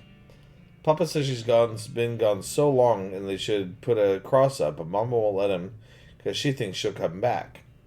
Papa says she's only 11, how far could she have gone? And Mama started crying again. Don't want to play tea party anymore, but Grace says I has to. Papa was out 2 days looking for Joey, but of course didn't find him. Mama cries so much. I tried to tell her him and Effie are helping keep the cows away, but she doesn't understand. I told Grace to not play tea party again, but she says I gotta, and if I don't, the cows will eat all three of us. She said either I get Mama or Papa to play, or else I gotta play by myself. That's the last entry. So, I never understood that before. She was murdering the kids. The other kids. I'm guessing. Toy box contains a single object, a creepy burnt porcelain doll. It's the work of a moment to fix the doll's voice box. You pull the string, the doll's eyes roll back into his head, and its mouth begins to move. Hi, I'm Grace. What's your name? I'm Callista. Hi, Callista. You're nice. Do you want to play with me? Yes, let's play. Hooray, Mary used to play with me, but we didn't get to finish our tea party before she went away with me. Went away. Will you help me finish it? Surely. The game is almost over. Mary did such a good job. The die's all eyes roll back forward. Go downstairs and get my cup. Do you know the magic word to make the mean cow let you in the secret room? No, what is it? The magic word is peanut butter. You shudders. You realize that talking dolls haven't been invented yet.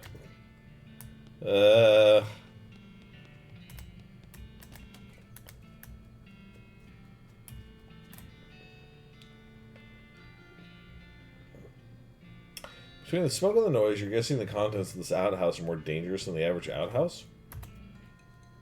Oh! Flaming cow shit. Gotcha. Oh, he's fine.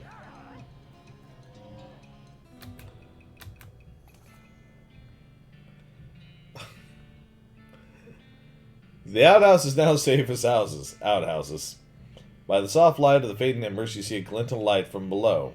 You hold your nose with one hand as you fish out your prize with the other. You got an item. You got the toilet pistol. Hello, Chaltic. Thank you for the singing mode and the hydrate. Give me one moment, someone was sending me messages. Everything is fine. Okay. Here we go, we have a toilet pistol. Is it better than the deputy pistol? Kind of, actually. I think we'll go with it. Even if it is a toilet pistol. Ooh, we have other hats. We should have probably been using them.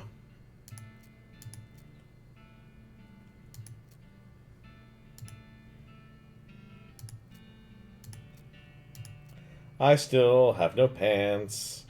Hi, Memo! Lower damage, but also applies poison. Hell yeah. Exactly. Plus, it applies 5 poison to the enemy right away. Pants are for losers. To each their own. Mary Stearns. Gwendolyn Stearns. The flowers smoking. Smoking chrysanthemum. Jethro's bones. Charred locket.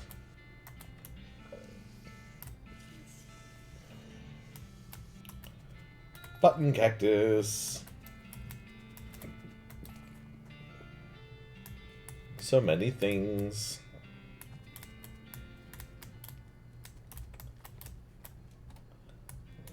All right. Peanut butter. Oh, God. Atop the sinister-looking altar sits a copper goblet filled with what appears to be blood. Take the goblet. I should have destroyed it, maybe. But I really don't know. Let's see where this goes. We're going to hell. We're going to die. Talk to it. My tea. We can finish our tea party now. Sure, why not?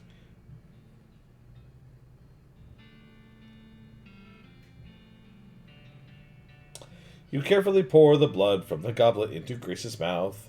Ah. Grace leaps out of the toy box laughing maniacally and climbs the ranch house's ruined chimney. She turns toward you. See you soon. She leaps to the ground behind the house and scampers off to the northwest. That's probably fine. That's just a little messed up.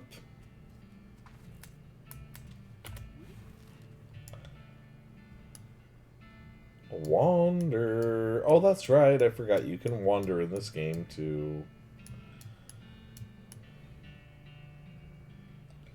The best tea is fresh blood.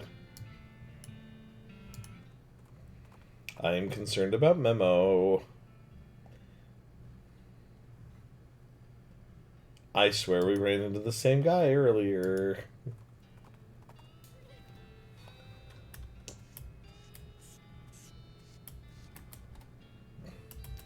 Because you want blood, that's why.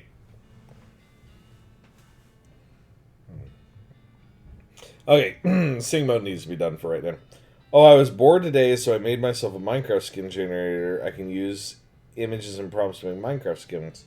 Oh, that's cool.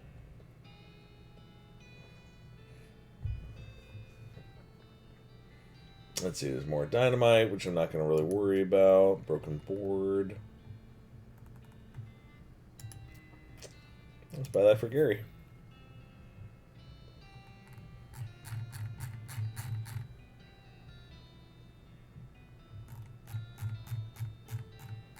Wait, didn't I find a meat nugget earlier?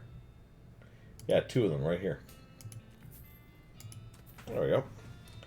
Now I'm trying to see if I can do the same with VTubers. That'd be kind of cool.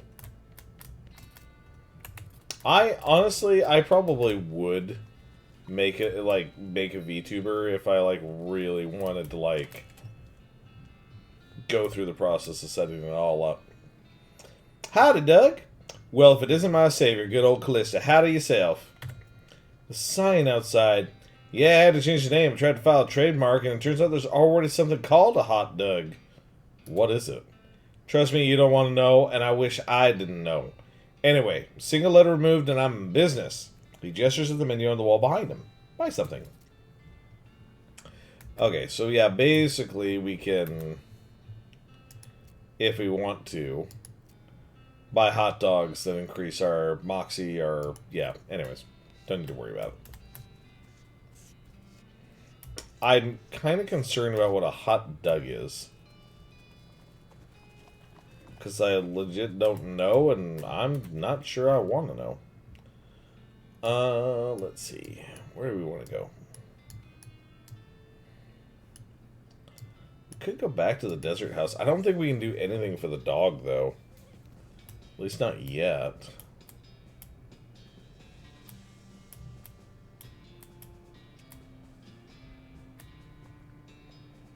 Weigh your options. Give the dog a bone. There we go. Knick-knack, paddywhack, you achieve your aim. The dog begins contentedly gnawing the human femur. Good for him. Good dog.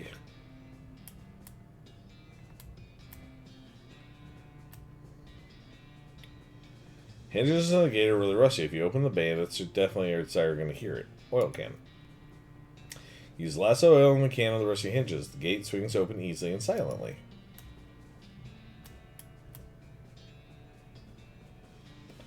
You creep up to the door, you can hear the gang inside. You notice the door jamb is busted, probably from being kicked in. There's a crude harassment of bent nails on the door. It looks like the bandits have just been locking it with a padlock from the outside when they leave. If you had a lock, you could turn this fortress into a prison. Alright, let's back off for a bit then. Let's go past it and see if there's anything over here.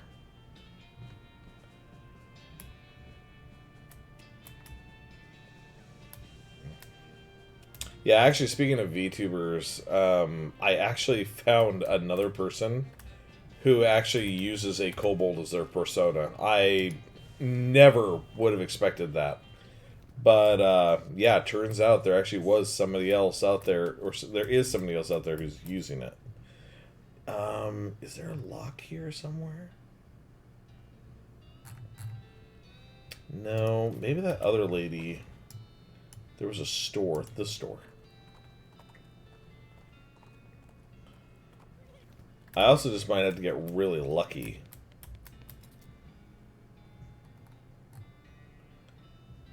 Mind your meat.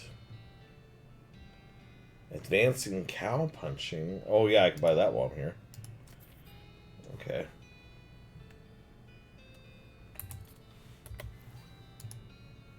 Alright, let's learn more cow punching. Alright. There's a chapter about situational awareness, and it's important when trying to survive in a world full of demon cows. Gives Ever Vigilant, a perk that increases your maximum AP by 2. That's a great one. Menacing Moo, a skill that gives your muscle, reduces the muscle of all your opponents. Or Bull Stomp, that does the small amount of damage to all enemies. Ever Vigilant. You study the situational awareness techniques until you can read them with the eyes in the back of your head. Then you shoot the book into pieces because you don't trust it or anything else anymore.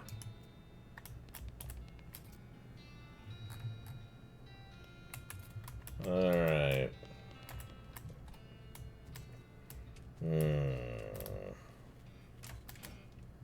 No locks, though. I wonder where I could get a lock.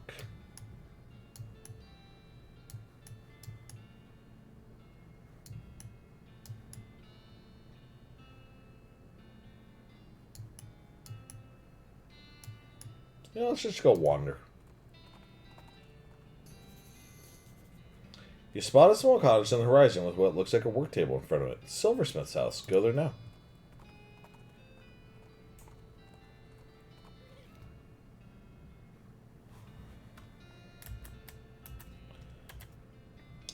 A bench and human tools for looking at.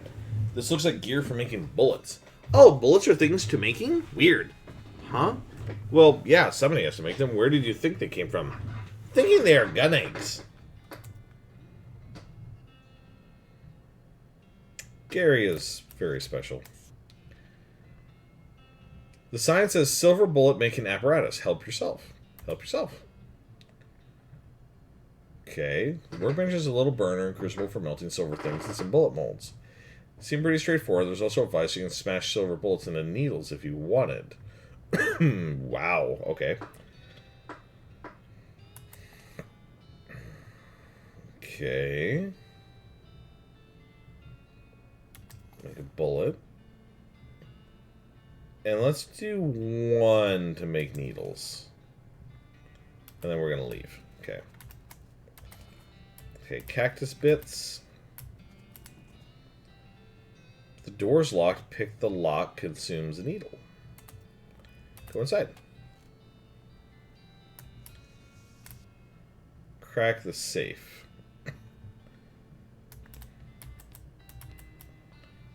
Shelf is pretty picked over.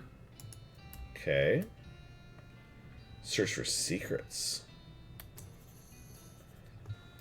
Tucked behind one of the books, you find a small envelope filled with receipts. About half of them are from a shop called the Silver Plater. He was crooked. The silversmith was selling cheap fakes. Oh well, he's gone now and so are most of his customers. No sense in stirring up trouble at this point.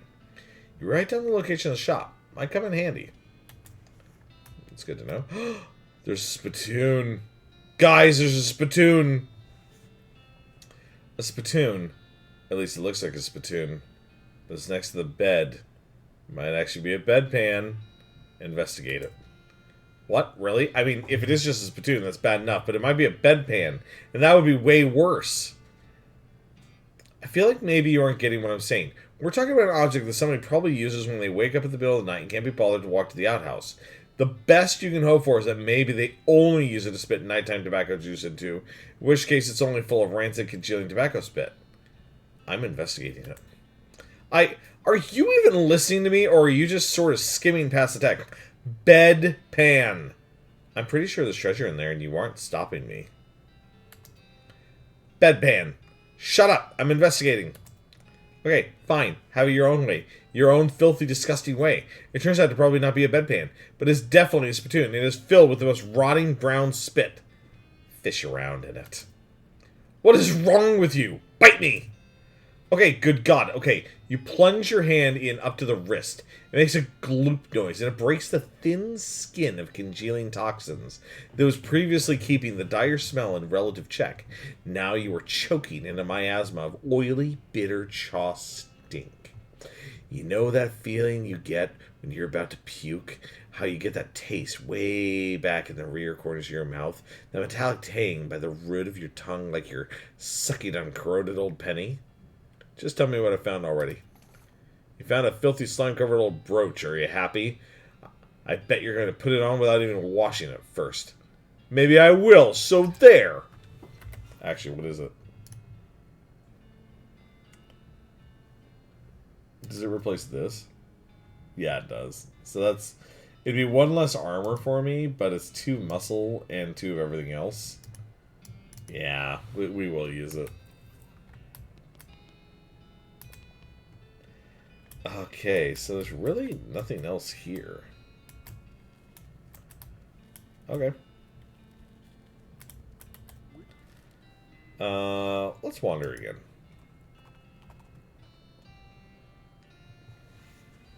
You notice a smoldering hole in the ground recognizes the habitat of a southeast western coal stink. They keep to themselves mostly, but they're also known to enjoy a fight if one is thrust upon them. Thrust one upon it.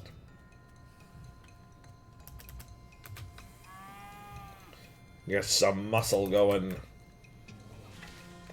Wow.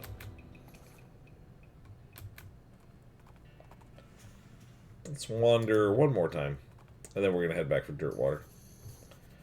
The Shaggy Dog Cave. Okay. We are going to go ahead. We're going to go back to Dirtwater. Find a pair of saddlebags slung over a tree branch. Stencil letters on the side read, "Property of the Fort All Dead Library."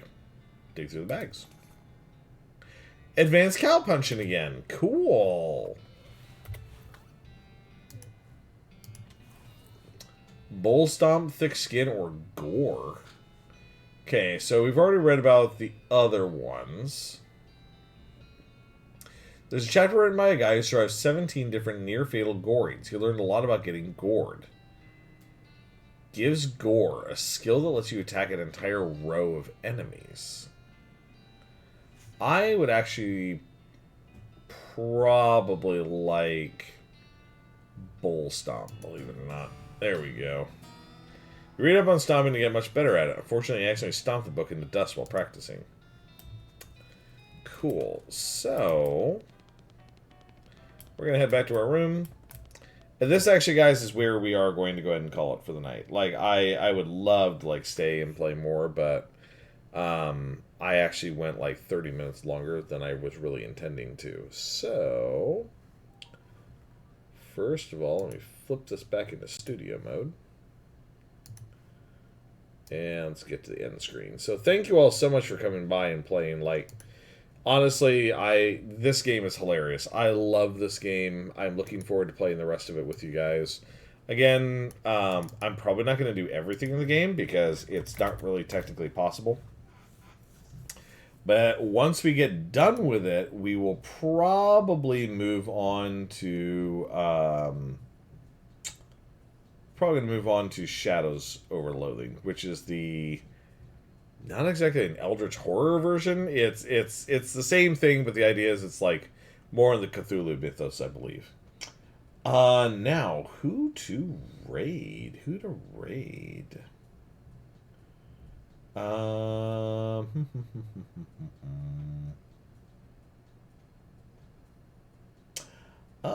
I know who to raid. Although it looks like she played a horror game. She is playing some kind of horror game, it looks like. Quarantine Zone, The Last Check. I do not know what this game is, but she's playing something different than what she usually does. I'm going to send you guys over to Fox Girly in that case. You guys can go show her some love. She's a nice friend of the channel. Let's get that raid started. For those of you who would like, if you would like to join us on the Discord, here's the Discord. And here is our raid message that we'll be using. It's all inclusive, so everybody can use it. And thank you all so much for being here with me. Thank you so much for playing. I will be back, I don't know, probably this weekend, I believe. Tara and I were talking about doing some more of Just Die Already. So we'll see about doing that if we can. And yeah, if all else fails, I'll be back on Monday again. Next Monday. So for now, guys, I'm going to raid you all out to Fox Girly. And you guys all have a lovely, lovely evening. Take care.